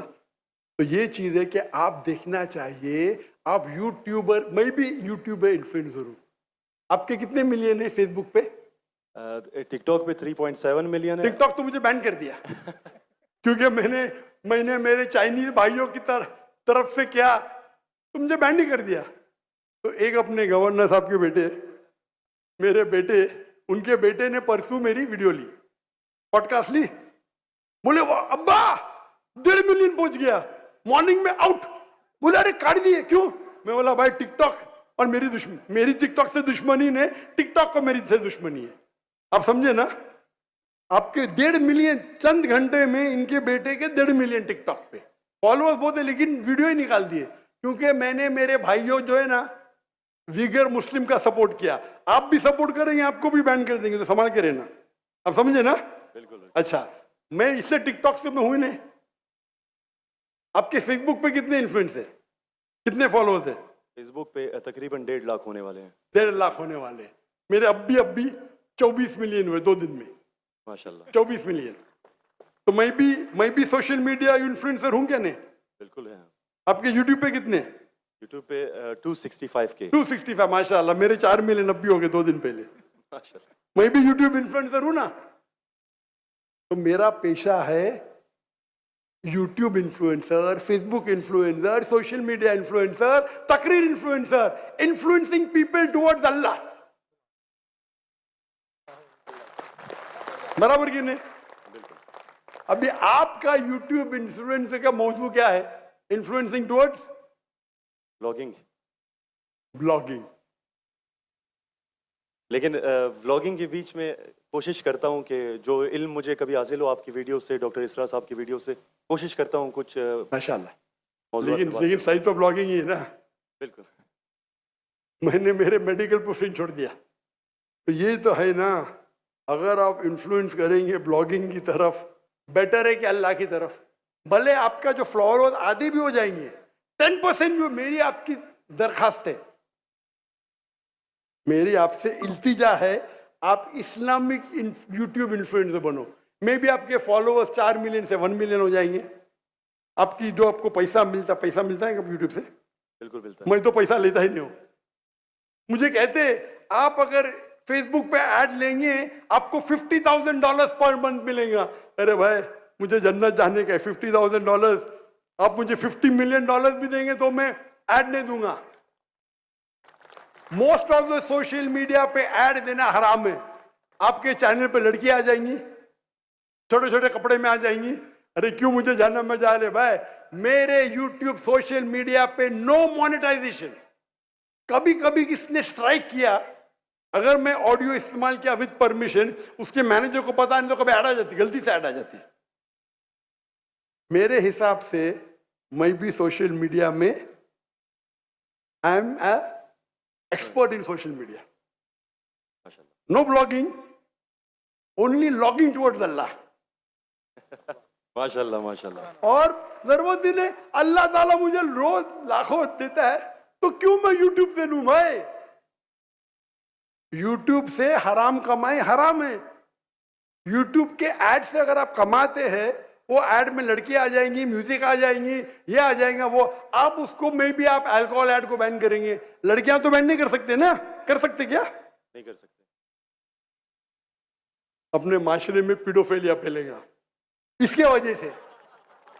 आप समझ रहे ना? हर इंसान समझता मैं तो इस्लामिक हूं, कमाने का, यूट्यूब इन्फ्लुएंसिंग बहुत कम, कमाना तो छोड़ दो, मैं कमा सकता हूं, 24 मिलियन फॉलोअर्स है, बराबर ना। मेरे इसमें कोई भी मेरी कॉपी कर सकता है फ्री में। मेरे यूट्यूब के जरिए कितने लोग $10,000 $50,000 पर मंथ कमाते। थंबनेल पे क्या डालते, फोटो डाल डालते लड़की का, मेरे इसके ऊपर 5 लाख, उसके इस पे 2 मिलियन। मैं सवाब कमाऊंगा ना, वो क्या कमाएगा, पैसा, पैसा और नर्क। मैं बोला नो कॉपीराइट, पैसा तू कमा भाई, मुझे अजर कमाने दे। मैं अगर हिट करूंगा ना, उसका पैसा मेरे पास आ जाएगा, बराबर कि नहीं। मैं बोलता हूं नो कॉपीराइट। जाकिर नाइक, ऐश्वर्या राय, ये ऐश्वर्या राय कौन है, गूगल करूंगा, अरे बॉलीवुड की एक्ट्रेस है, मुझे क्या पता, समझे ना। मेरा वीडियो लेते हैं, लेकिन मैं क्या बोलता हूं, मेरे वीडियो के ऊपर शैडो बैन, शैडो बैन पता है आपको ना, शैडो बैन है। मैं बोला भाई काम करो, पैसा कमाओ, मुझे सवाब मिलने दो। मैं रील्स करता हूं, मेरा वीडियो पहले 100,000 1 मिलियन, अभी 2,000 3,000, अभी पाकिस्तान में माशाल्लाह बढ़ गया, 1 लाख 2 लाख हो गया, क्योंकि हिट बहुत है। तो मैं बोलता हूं, मैं तुम लोग कमाओ पैसा, मुझे सवाब कमाने दो। We are specialize in social media, हम सोशल मीडिया में स्पेशलाइज्ड है। किस तरीके से थंबनेल बनाना, what is the difference between Facebook, what is the difference between, मैं कहता हूं मैं अल्लाह इन्फ्लुएंसर हूं, अल्लाह सेंटर्ड।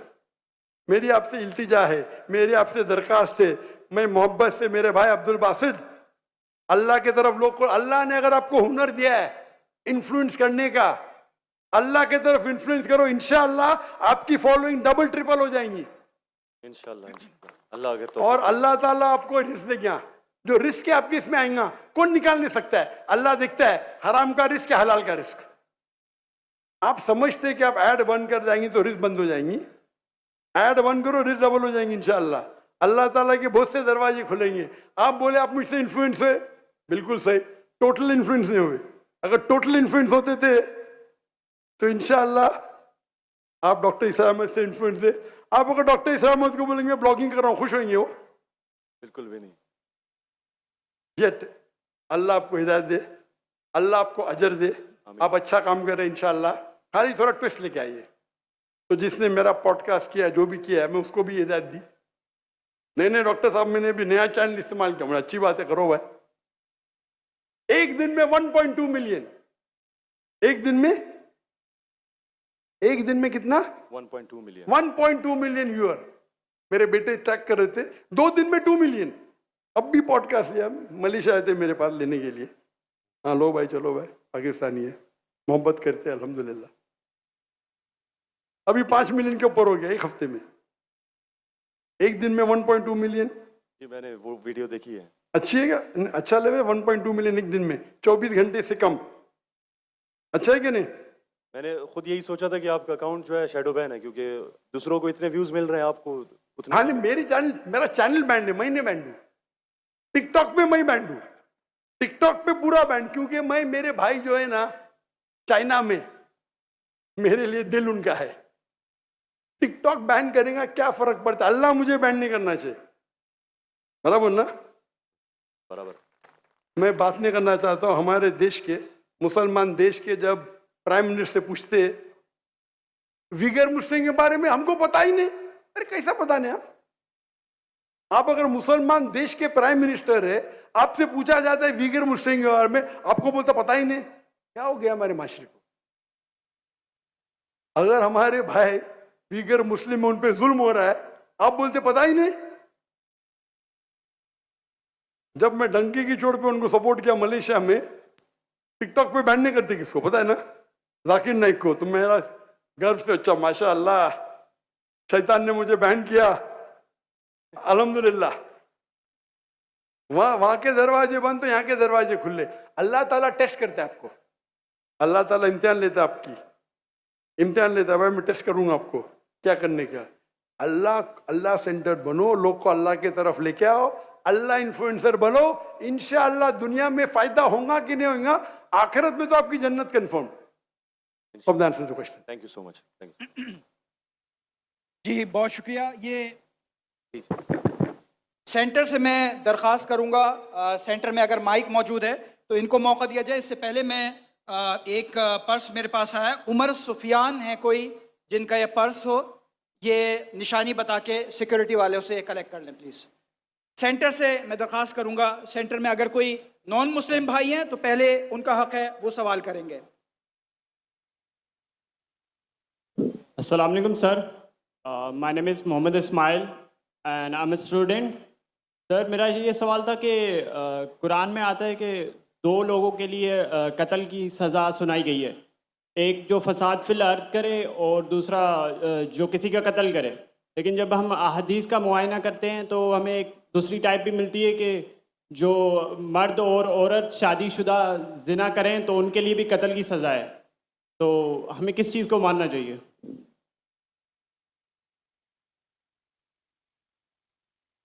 साहब ने पूछा, कुरान मजीद में हमें हिदायत मिलती है कि जो अर्द में फसाद करे या किसका कत्ल करे उनके लिए सज़ाए मौत है। हदीस में मिलती है कि जो जिना करे, शादीशुदा कत्ल है, किस पे अमल करे? दोनों पे अमल करना चाहिए। ये कोई सवाल है? अल्लाह की बात पे भी अमल करो, अल्लाह के रसूल पे। कुरान क्या आती अल्लाह रसूल। कुरान में लिखा है, क्लियरली लिखा हुआ है कि अगर जो जिना करता है उनके लिए उनको कमरे में बंद करो तब तक जब तक एक नई सजा नाजिल नहीं होती है। ये सूरह निसा सूरह नूर की आयत है और हदीस में नाजिल हो गई। तो दोनों फॉलो करो, कुरान भी फॉलो करो और हदीस को भी फॉलो करो, इसमें कोई डिफिकल्टी की बात नहीं। जी, अगर बहनों की तरफ से कोई सवाल है मेरी लेफ्ट साइड से तो मैं उनको मौका देना चाहूँगा। अगर कोई गैर मुस्लिम बहन है तो पहले उनका हक है, अगर नहीं है तो फिर आप सवाल कर सकती हैं। अपना नाम बताइए, अपना प्रोफेशन बताइए और जामे और मुख्तसर सवाल, इख्तलाफी सवाल से गुरेज कीजिए। अस्सलाम वालेकुम कामरान भाई साहब, आपका बहुत शुक्रिया। मेरी 18 साल पुराने अपने उस्ताद से मुलाकात का बहुत शुक्रिया। मैं रूहानी उस्ताद मानती हूँ इनको और आपसे दरख्वास्त है कि आप अरबी का कोर्स शुरू कीजिए जिस IIT का करा। मेरी आपसे बहुत बहुत गुजारिश है, अल्लाह आपको अज़र दे। और दूसरा सवाल ये है कि मेरे दादा जान हिंदुस्तान पाकिस्तान बनने से पहले हिजरत करके आए हिंदुस्तान से, तो वो मुसलमान करते थे लोगों को। तो हम लोग ठट्ठा में रहते हैं और तबलीग करते हैं, मुसलमान करते हैं, वहाँ क्रिश्चियन भी हैं, मुस्लिम भी हैं। तो जाकिर साहब का मैंने प्रोग्राम देखा 2009 में, 2009 से मैं फॉलो कर रही हूँ, मगर मैं हिंदुस्तान नहीं जा सकी कुछ बॉर्डर के इश्यूज़ की वजह से। तो मेरा ये सवाल है कि मैं 18 साल से तबलीग कर रही हूँ, बाइबल का बोला था कि आप स्टडी करें और स्टडी करके उनको बताएं कि कहाँ गलती है। तो मैंने की और मैंने मुसलमान किया बहुत सारी अपने दोस्तों को स्कूल लाइफ में और अभी भी अमली ज़िंदगी में कर रही हूँ। मेरी दोस्त है, फैमिली है, वो जो है ना बोलती है कि हवाला देते हैं गीता से, रामायण से, तो उसमें कहते हैं आखिरी उतार रसूल पाक है। तो वो कौन सी किताब है? वो कौन सी किताब है? दो सेंटेंस से ज्यादा बात करना तकरीर का वक्त खत्म हो गया। मैं माजरत चाहती हूँ। मैं आपकी सुनिए, आपने कम से कम 2 मिनट तो बात कर चुकी है जी। आपने कम से कम 10 सेंटेंस बोल चुकी है जी। उसमें कोई सवाल था नहीं, तो दूसरे को मौका दीजिए। नहीं, रामायण और गीता का बता दो, उसमें आखिरी उतार बोला गया मोहम्मद रसूल पाक को, तो वो कहती है कि वो सच्ची किताब है हमारी। आस्ते से माइक जरा दूर खड़ी रहिए। वो बोलती है कि कौन बोलती है? मेरी दोस्त हैं जिनको मैंने तबलीग की कि इस्लाम में दाखिल हो जाओ, तो वो बोलती हैं आपके जाकिर नाइक साहब मेरा एक सवाल का जवाब दे दो तो मैं मुसलमान हो जाऊंगी कि ये रामायण और गीता में जो लिखा हुआ है कि आखिरी रसूल पाक जो आखिरी उतार है तो हमारी किताब सच्ची है, और इससे हवाला क्यों देते हैं वो? अगर बाइबल से दे 4 किताबें इलामी हैं और मैंने स्टडी किया तौरात ज़बूर। बस सवाल खत्म हो गया, जवाब सुनेंगे कि नहीं? जवाब भी आपको देने का? जी जी जी। अब सवाल छोटा सा, इतने छोटे सवाल के लिए आप 10 सेंटेंस आगे 10 सेंटेंस पीछे, लोग को सवाल ही घूम जाता है। सवाल छोटा सा। मेरी हिंदू दोस्त कहती है, हिंदू सहेली कहती है कि जाकिर नाइक कहते हैं हिंदू किताब में अल्लाह के रसूल मोहम्मद सल्लल्लाहु अलैहि वसल्लम का जिक्र है तो मेरी किताब सही है। बराबर ना? मैटर खत्म। अभी जवाब देता हूं मैं। अगर कोई हिंदू कहता है कि अगर मेरी हिंदू किताब में मोहम्मद सल्लल्लाहु अलैहि वसल्लम का जिक्र है और मेरी हिंदू किताब सही है, तो आपको कहना चाहिए आपकी किताब इस पोर्शन जिसमें लिखा है कि मोहम्मद सल्लल्लाहु अलैहि वसल्लम आखिरी पैगंबर, वो 100% सही है। एक मैथमेटिक्स की किताब में 4 इक्वेशन है, एक में लिखा है 2 जमा 2 4, दूसरे जगह लिखेला 3 जमा 3 6, तीसरे जगह लिखेला है 4 जमा 4 10। तो क्या तीनों चीज सही है? 2 चीज सही है, 1 चीज गलत है, बराबर? हाँ कि नहीं? पहले 2 चीज सही है, 2 जमा 2 4, 3 जमा 3 6, 4 जमा 4 10 नहीं होता है, 8 होता है। अगर एक चीज सही है, जरूरी नहीं सब चीज सही है। उनको बोलिए जो चीज सही है हमको चेक करना पड़ेगा। कुरान की मानी है फुरकान, क्राइटेरिया टू जज राइट फ्रॉम रॉन्ग। कुरान से जो मिलता है हम उसे मानते, कुरान से जो नहीं मिलता है नहीं मानते। आपके भगवत गीता, आपके वेदा में लिखा है आखिरी पैगंबर मोहम्मद सल्लल्लाहु अलैहि वसल्लम में बिल्कुल सही है, बिल्कुल सही है, लेकिन आपकी किताब में गलत चीज भी लिखी हुई है। आपके किताब में जो लिखा है बुत परस्ती गलत है, वो सही है। आपके किताब में लिखा है कि शराब पियो, वो गलत है। तो एक चीज सही होने का मतलब नहीं पूरी किताब सही है। हमारी पूरी किताब 100% कुरान सही है। आपकी किताब में मिक्सचर है, सही भी गलत। मिसाल के तौर पे मैं आपको एक ग्लास ऑफ पानी लेता हूं, उसमें 2 बूंद गटर का पानी डालता हूं आपके सामने, आप वो पानी को पीएंगे? क्यों? दो बूंद, नॉट इवन 1%, 2 बूंद क्यों नहीं पीएंगे? क्यों नहीं पीएंगे? क्योंकि मिलावट है। तो अल्लाह की किताब जो वाहिद किताब है, अल्लाह ताला फरमाते सूरह राद में सूरह नंबर 3 आयत नंबर 38 में अल्लाह ताला फरमाते वकुल नजलिन किताब, हर दौर में हम किताब नाजिल करेंगे। 4 किताब का जिक्र है कुरान मजीद में, तौरात, ज़बूर, इंजील और कुरान। लेकिन अल्लाह ताला ने कई और किताब नाजिल की। मिसाल के तौर पे सूफ़े इब्राहिम, कई किताबें नाम से हम नहीं जानते, लेकिन सारे किताब उस वक्त के लिए थे, उस दौर के लिए थे। और अल्लाह ताला क्योंकि वो किताब क़यामत तक सही नहीं रहेंगी, अल्लाह ताला ने वादा नहीं किया कि उसे हम महफूज रखेंगे। जहाँ कुरान मजीद का सवाल है, अल्लाह ताला फरमाते सूरह हिजर में सूरह नंबर 15 आयत नंबर 9 में, हमने कुरान मजीद नाजिल किया, हम उसकी हिफाजत करेंगे। तो ये किताब में कोई गलती नहीं, 100% प्योर है। आपकी सहेली को कहो ये 100% की किताब की तरफ आओ जो सही है, और इंशाअल्लाह आपको निजात मिलेंगी। Last two questions. अगर कोई गैर मुस्लिम भाई हैं तो पहले उनका हक है, कोई अगर मौजूद हैं। इनकी भी, हाँ वो मैं बताऊंगा।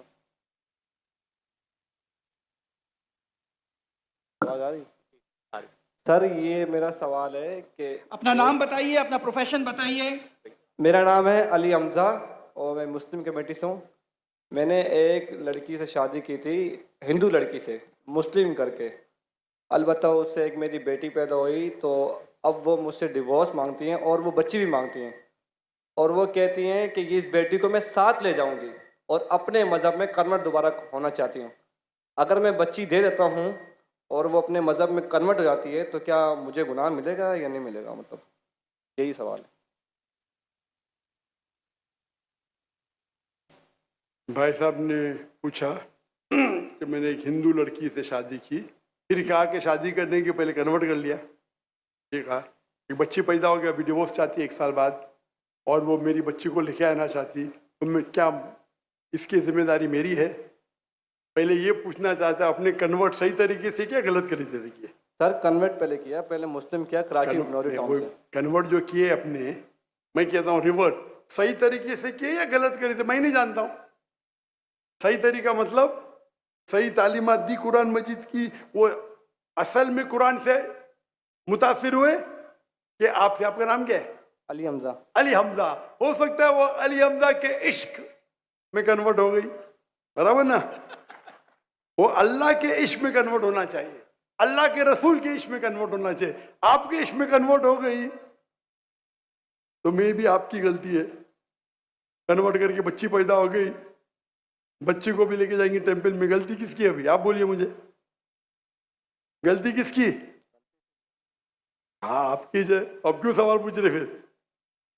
सर ये सवाल तो है कि सवाल ये है, अभी ऑपरेशन हो गया, प्लास्टिक सर्जरी करने पड़ेगा, आप उनको मेरे कसट दिखाओ, मेरे वीडियो दिखाओ। सर आप एक साल आपसे शादी की, आपको 100% पस आता कि नाम के लिए कन्वर्ट की, चलो हो तो गई कन्वर्ट, उस टाइम भी दावत नहीं की आपने, सही है क्या नहीं? सच बोलो। सर आपका बयान लेट हुआ है, वो चले सुने मेरी बात, आई थी। सुने मेरी बात। आपने शादी कर ली, चलो कर ली अल्हम्दुलिल्लाह, आपको पता था कि वो नाम के लिए कन्वर्ट हुई, उस टाइम तो अब सही दावत देने का था उसको, बराबर कि नहीं? बराबर। आपने बोले चलो कन्वर्ट हो गए, अभी गए भाड़ में, क्या फर्क पड़ता है? यानी आपने सूरे अल असर के तीसरे पार्ट को वतवासौ बिल हक पे अमल नहीं किया, बराबर? बराबर। जन्नत में जाने के लिए वतवासौ बिल हक भी जरूरी है, आपने खुद के बीवी के साथ नहीं करा, तो अल्लाह से पहले माफी मांगनी पड़ेगी। अभी प्लास्टिक सर्जरी करो, आप समझे ना? अगर आपकी बीवी डिवोर्स लेती है, मुझे पता नहीं पाकिस्तान में शरिया कोर्ट है क्या नहीं, लेकिन अगर शरिया के हिसाब से आपकी बीवी इस्लाम छोड़ नहीं सकती, अगर छोड़ती है तो आपके बेटी को नहीं लेके जा सकती। अगर वो मुस्लिम होती थी तो काजी फैसला करेगा बच्ची की उम्र क्या है, किसके हक में जाएंगे, लेकिन कोई भी काजी इस्लामिक कोर्ट में एक मुस्लिम लड़की को गैर मुस्लिम मर्द या औरत के पास नहीं भेज सकता। लेकिन सर कोर्ट तो उसके हक में फैसला कर रहा है ना? हाँ कोर्ट, पाकिस्तान का कोर्ट, पाकिस्तान का कोर्ट। मैं समझा पाकिस्तान तो शरीयत को फॉलो करती है। नहीं मैं समझा, ऐसा नहीं। नहीं मैं समझा। मलेशिया में माशाल्लाह, मलेशिया बहुत से केसेस होते, अगर कोई मुस्लिम बोला मुझे गैर मुस्लिम बनने का, नॉट अलाउड, अलाउड ही नहीं है। क्या बोलेंगे? आपको काउंसलिंग की जरूरत है। काउंसलर, आपने एक बार तय कर दिया मुसलमान हूं अपनी मर्जी से तय कर दिया कि बोले मुझे गैर मुस्लिम बनने का, कैसा बन सकते भाई? काउंसलिंग, 6 महीना काउंसलिंग, फिर से आएगा, फिर से काउंसलिंग। आप समझ रहे? जी सर। मलेशिया, इसीलिए मैंने मलेशिया चुना, समझे अपना? आप कह रहे का इधर वो हिंदू मुस्लिम बन गए, मुस्लिम से फिर से हिंदू बन गए, और कोर्ट ने फैसला दिया कि तो Republic, Islamic Republic of Pakistan कैसा हुआ फिर? ये माफ करना, मैं मेहमान हूं गवर्नमेंट का, अगर मेहमान हूं तो हिदायत तो देना चाहिए ना, फिर तो अल्लाह ताला बोलेंगे मेहमान बना दिया लेकिन हिदायत नहीं दी। कुछ हिदायत होती है अकेला देना, जो मैं मिल चुका हूं माशाअल्लाह, अकेला दे चुका हूं, अकेले में बेस्ट है। पब्लिक में सवाल है, बोलना ही पड़ेगा। इस्लामिक अगर है, नाम का है तो छोड़ो, काम का है तो इस्लाम के अंदर इजाजत है ही नहीं। इस्लाम में मुस्लिम बन गए, अपने मर्जी से बने, अपने बंदूक तो नहीं रखा ना उसके सिर पे, बंदूक रखा तो फिर कैंसिल हो सकता है। लाइक मलेशिया में साबित कर दिया कि जबरदस्ती किए तो वापिस बन सकते हैं, बंदूक तो नहीं रखा ना? नहीं सर, बिल्कुल ना, तो खलास। तो आपको जरा करने पड़ेगा। यहाँ के मलेशिया में there is a federal court and Islamic court माशाल्लाह, और मलेशिया में मुसलमान की तादाद सिर्फ 63%, 63%, लेकिन माशाल्लाह वोट बैंक है इस्लाम। तो जब मुझे 15 ममालिक से दावत आए आके यहाँ रहो वहाँ रहो, तहकी करूंगा ना मैं, बराबर कि नहीं? टंकी की चोट पे मेरे लिए खड़े रहते माशाल्लाह। 4 साल में 5 प्राइम मिनिस्टर माशाल्लाह। तो अगर इस्लामिक शरिया है तो शरीयतन अगर एक औरत जो मुस्लिम है गैर मुस्लिम बनती है तो इजाजत है कि नहीं, वो अलग बात है। बच्चे को तो लेके नहीं जा सकती, समझे अपना?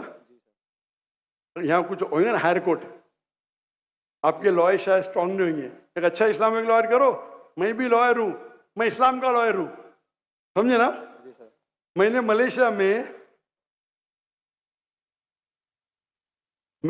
में जो मेरे खिलाफ वहां के मिनिस्टर लोग ने मेरे खिलाफ बात की, टेररिस्ट कहा मुझे, मैंने कोर्ट में लेके गया उनको।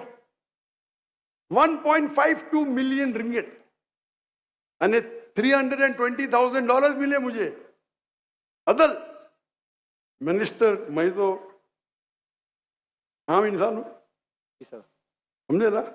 मैंने सू कर दिया उनको, कैसा मुझे मेरे खिलाफ बात कर रहे हैं आप, डिफेमेशन केस।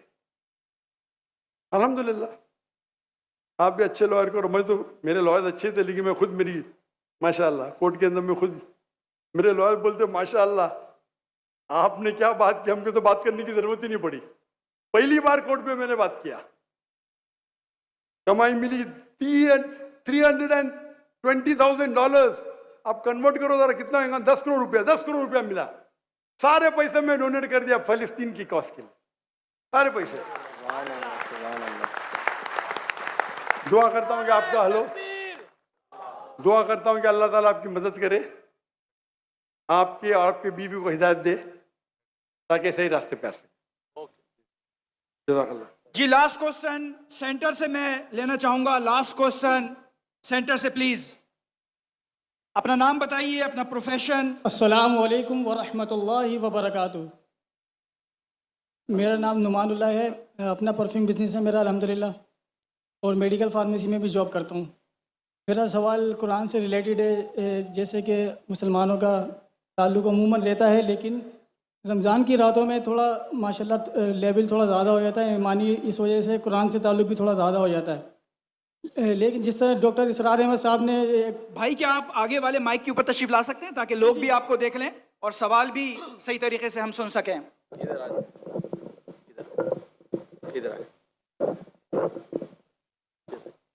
अस्सलाम वालेकुम। मेरा नाम नुमानुल्लाह है, मैं अपना परफ्यूम बिजनेस करता हूँ और अल मदीना इस्लामिक रिसर्च सेंटर का स्टूडेंट भी हूँ। तो मेरा सवाल ये है कि रमज़ान की रातों में मुसलमानों का ईमानी लेवल थोड़ा ज़्यादा होता है। जिस तरह डॉक्टर इसरार अहमद साहब ने एक काम को जारी रखा था कि मुसलमानों को कुरान से जोड़ने के लिए। तो मेरा ताल्लुक़ वैसे अहले हदीस से है, मकतब अहले हदीस से अल्हम्दुलिल्लाह। तो अब मैंने जो विज़िट करा है और जो मेरा ताल्लुक़ भी रहता है इस हवाले से कि कुरान से जोड़ने के हवाले से मेरी मुलाकातें भी होती रहती हैं उनसे। तो अब इस तरह जिससे ज़्यादा से ज़्यादा हमें रमज़ान की रातों में जुड़ना चाहिए, जिस तरह तंजीम इस्लामी एक काम कर रही है माशाल्लाह रमज़ान की रातों में। तो तमाम मकातब फ़िक्र को कम से कम रमज़ानुल मुबारक में मुख्तसर सी तशरीह, जिस तरह डॉक्टर इसरार ने शुरू करा था। सवाल पूछिए, आपका सवाल क्या है? मेरा सवाल ये है कि लोग ज़्यादा से ज़्यादा तिलावत की तरफ ही जाते रहते हैं, तो किस तरह हम कैसे जोड़ सकते हैं मुसलमानों को? हम एक दाई भी बनना चाहते हैं और हमारे लिए कोई आसान सी रहनुमाई फरमा दें जिस तरह हम फील्ड में भी काम कर सकें और मदारिस में भी काम कर सकें। जज़ाकल्लाह खैर। भाई साहब ने कहा कि किस तरीके से हम मुसलमान को कुरान से जोड़ सके रमज़ान में तिलावत। मैं तो करता हूँ हर रोज़ करना चाहिए। क्यों? रमज़ान में ये ईमानी लेवल थोड़ा ज़्यादा होता है तो थोड़ा टाइम मिल जाता है तरावी के बाद। हम तो ईमान लेवल कम है उस टाइम जोड़ना चाहते हैं। जब ईमान लेवल कम में जोड़ेंगे तो ईमान लेवल हाई में जोड़ने की ज़रूरत ही नहीं, ऑलरेडी जुड़े रहिए। आपका करने का तरीका मेरा अलग है। भाई साहब आप जरा इधर आए ना। हाँ आप पीछे, यहाँ पीछे भाग रहे, माइक के पीछे, यहाँ भी आप इसके पीछे भाग रहे। आप अहले हदीस से जुड़े, तंजीम इस्लामी से जुड़े, खुद्दमुल कुरान से जुड़े, मैं भी सारे उधर से जुड़ा हूँ। डॉक्टर इसरार साहब का मैं भी फ़ैन हूँ माशाल्लाह, डॉक्टर इसरार अहमद का फ़ैन हूँ, देवबंद का फ़ैन हूँ माशाल्लाह, नो प्रॉब्लम अहले हदीस से। लेकिन कॉल लाइन में मुस्लिम, मैं आपको मुस्लिम कहता हूँ, मैं कुरान से जुड़ा हूँ, आप समझे ना। तो जो आपकी अल्लाह ने जो आपको सहूलियत दी है, एबिलिटी उससे करो। और अगर अल्लाह ने आपको एबिलिटी दी, रोज जोड़ सकते हैं लोग को, तो रमजान के लिए क्यों रुक रहे? बाकी टाइम पे क्या करेंगे? मच्छर मारेंगे? रोज भी जोड़ते हैं वैसे, हमारी क्लास चलती है। बोलो कि हर रोज जोड़ने की कोशिश करो। तो ये सवाल कि रमजान में करना सिर्फ ठीक है, अगर आपका कम लेवल है तो रमजान में तो जोड़ो, नो प्रॉब्लम। तो कौन आपको रोक रहा है? असल में बहुत सारी मदारिस में, मस्जिदों में ये काम होता नहीं है। अगर वो शुरू भी करते हैं तो ज़्यादा से ज़्यादा 15 मिनट देते हैं और खुलासे का नाम देते हैं। 15 मिनट में एक आयत की तफसीर भी तकरीबन सही से नहीं हो सकेगी। तो क्या होता है? मतलब मुख्तसर सी तशरीह 2 घंटे, कम से कम 1.5 घंटा, ऐसा बढ़ा के कम से कम रमज़ान पूरा कुरान एक मुख्तसर तर्जुमे से भी जोड़ लें तो काफ़ी लोग जो हैं इनका प्रॉब्लम हमारे मुसलमान इदारे में यही प्रॉब्लम है। मैं ही सही हूँ, आपको बोलना चाहिए मैं भी सही हूं। ये एक सिर्फ यही तरीका है कि कुरान मजीद में लिखा हुआ ये कि आप 2 घंटा करो, लिखा है कुरान मजीद में, क्या हदीस में लिखेला है? क्यों आप जबरदस्ती कर रहे? जो मैं करूं सब लोग करें, अरे आपका इदारा सबसे बेस्ट है दुनिया में क्या? मैं बोलता हूं कि डॉक्टर जाकिर नहीं करे वही करो, कि मैं आपको बोला हूं कि कंपैरेटिव करो, आप करते कंपैरेटिव, आपको याद है बाइबल, आपको मैं बोलूं आप करो, क्यों जबरदस्ती? आप बोलो ये एक तरीका है, मैं कर रहा हूं, लोग चाहते तो करो। ये प्रॉब्लम हमारे इदारे में यही है, आप मुझे फॉलो करो तो ही सही, नहीं तो गलत है। कभी इसरार अहमद साहब ने ऐसा कहा? आप इसरार अहमद की तालीमात पढ़ो। प्रॉब्लम ये है कि हर इदारा समझता है आप मुझे ही फॉलो करो, ये ही को निकालो, भी में कन्वर्ट करो। मैं कहता हूं मैं भी सही हूं, मेरा भी एक तरीका है दावत का, है क्या नहीं तरीका? आपको फॉलो करने क्या, करो अल्हम्दुलिल्लाह, कुछ तो करो। जरूरी है कि डॉक्टर जाकिर नाइक की बने? कुरान में लिखेला कि डॉक्टर जाकिर नाइक को फॉलो करो? किसको फॉलो करो? अल्लाह के रसूल को फॉलो करो। अल्लाह के रसूल ने कहा कि 2 घंटा पढ़ना चाहिए तरावी के बाद? नहीं। लेकिन हराम ने अच्छी बात है, मैं आपके साथ हूं, लेकिन जबरदस्ती थोपने का है। नहीं 40 दिन जाओ, अरे क्यों 40 दिन जाओ? मुझे जिंदगी भर जाने का है, जबरदस्ती। जाकिर भाई 40 दिन चलो, अरे जिंदगी भर मैंने दे दिया अल्लाह के राह में, दिन दिया रात दिया। किसको 40 दिन जाने के जाओ, किसको 20 दिन जाने के जाओ, किसको 80 दिन जाने के जाओ, 4 महीने जाने के जाओ। भाई मैं तो जिंदगी लगा दी मेरी। तो प्रॉब्लम क्या है? अगर आपको कुछ कुरान और हदीस से मिलता है उसके ऊपर आप जबरदस्ती करते लोग से, या बोलो मेरा एक तरीका है, कुरान में लिखेला है तालविला कलिमतिन, आप भी करो, आप भी कोशिश करो, नहीं करो नो प्रॉब्लम। अगर मैं तकरीर में बोलूं भाई डॉक्टर जाकिर नाइक जैसे, आप अगर मैं तकरीर में आते ना भाई, आपको बाइबल कोट करने पड़ेगा 10, नहीं तो एंट्री नहीं। अल्हम्दुलिल्लाह मेरे तकरीर सुन के बहुत से मुसलमान बाइबल कोट करते, पता आपको? आप नहीं करते, अफसोस की बात है। फिर भी मैं आपसे मोहब्बत करता हूँ, जज़ाकल्लाह खैर। फिर भी मोहब्बत करता हूँ जी। मैं भी आपसे बहुत मोहब्बत करता हूँ। प्रॉब्लम क्या है? आप ऊंचे उलमा को सुनेंगे, डॉक्टर इसरार अहमद को सुनेंगे, उनकी माशाल्लाह वो मेरे घर में मेहमान थे 2004 में तकरीबन, सन बराबर बताने। मैं बहुत मुतासिर हूँ उनसे। हमारे कुछ साथी उनसे नाराज थे, बोले क्या नाराज है भाई, क्या गलत बोल रहे हो? खाली मेरे इदारे से नहीं, मतलब क्या गलत? मैंने साथ दिया उनका, बुलाया उनको, और मैं जानता था वो हनफी है। मैं देखा कि डॉक्टर साहब आप रफ़ीदैन कर रहे? बोला हाँ बेटा, मेरे वालिदैन हनफी थे, हनीफी फॉलो करता हूँ, इस पे रिसर्च किया, मैं रफ़ीदैन कर रहा हूँ अल्हम्दुलिल्लाह। तो ये छोटी छोटी बात में जबरदस्ती, उनने कभी मुझसे जबरदस्ती नहीं की। मुझे कहा बेटा आप क्या करना चाहते? बोला मैं दोनों करना चाहता हूँ, दावा भी डॉक्टर भी। बोला बेटा मैंने 7 साल कोशिश की, नाकामयाब था, एक को चुनो, उनमें माहिर बनो। मैंने डॉक्टरी छोड़ दी और दावत किया, जबरदस्ती थोड़ी की मेरे पे। उनने कहा बेटा अपने जरूरत को कम करो, अपने जरूरत को कम करो, ताकि आप इसके गुलाम ना बने। अगर मैंने, अल्लाह ने मुझे पैसा दिया, मुझे तो रोजगार चाहिए, मुझे रोलेक्स घड़ी चाहिए, तो मुझे फिर यूट्यूब से कमाने पड़ेगा।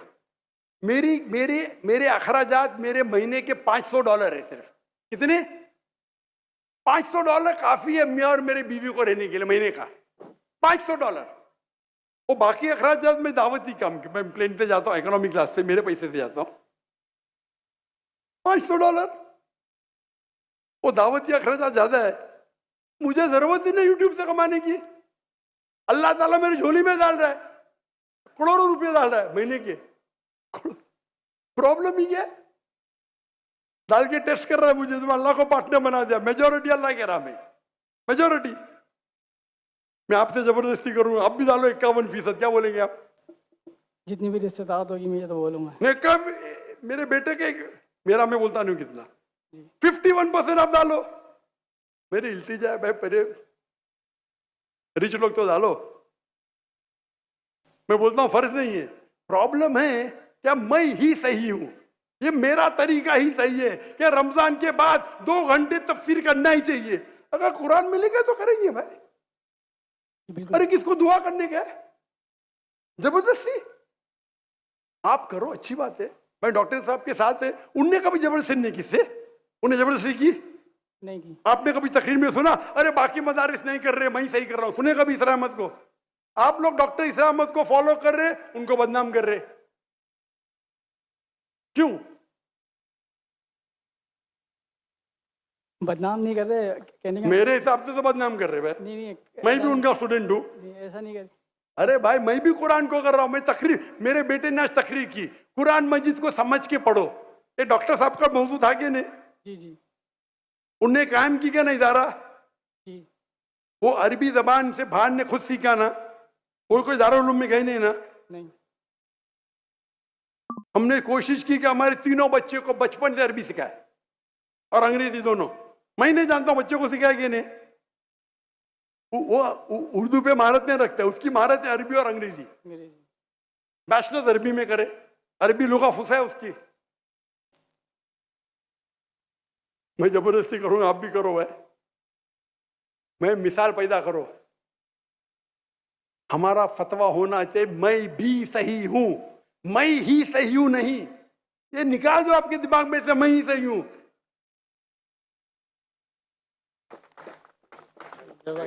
जज़ाकल्लाह खैरन सर। हमारा जिंदगी का मकसद होना चाहिए अल्लाह के रसूल, इदारे की तरफ नहीं। मैं मेरे आपको कौल इन्ननी मुस्लिम, आपने बोले मैं अहले हदीस से हूं, मैं इस्लाम को, मैं भी इस्लाम जानता हूं, मैं भी अहले हदीस से हूं, मैं देवबंद से हूं, हम लोग बरीली को ना कोई मानते, मैं सबका हूं माशाअल्लाह। लक़ब से मुसलमान हूं, मोहब्बत सबसे करता हूं, सारे उल्मा से मोहब्बत करता हूं। अगर अल्लाह और अल्लाह के रसूल के राह में देते इख्तिलाफ भी होगा फिर भी मोहब्बत करता हूं। फिर कुरान की आयत है कि मैं ही से यूं ऐसा ही करो, क्यों ऐसा? ये पाकिस्तान में बहुत है, हिंदुस्तान में भी है, पाकिस्तान में ज्यादा है। आप हटो जरा, कुरान को पढ़ो। अगर आप कुरान तर्जुमे से पढ़ते, तर्जुमे में लिखा है, तर्जुमे में क्या लिखा है? सूरह फुसिलत में सूरह नंबर 41 आयत नंबर 34, अगर आपके दुश्मन आपसे कुछ गलत करते हैं, ईविल करते हैं, उसका बदला अच्छा दो ताकि वो दुश्मन आपका दोस्त बने। बराबर कि नहीं? आपके कितने दुश्मन आपके दोस्त बन गए? आपके दुश्मन ही नहीं है, बराबर ना? नहीं है, काफी दुश्मन है। इंशाअल्लाह अल्लाह से दुआ करते हम सबको हिदायत दे और हम अल्लाह की किताब पे अमल करें, अल्लाह के रसूल की हदीस पे अमल करें और इंशाअल्लाह अल्लाह हम सबको इंशाअल्लाह जन्नत में उठाए। आखिर दावाना अल्हम्दुलिल्लाह रब्बिल आलमीन। जाते जाते आखिरी नारा पाकिस्तान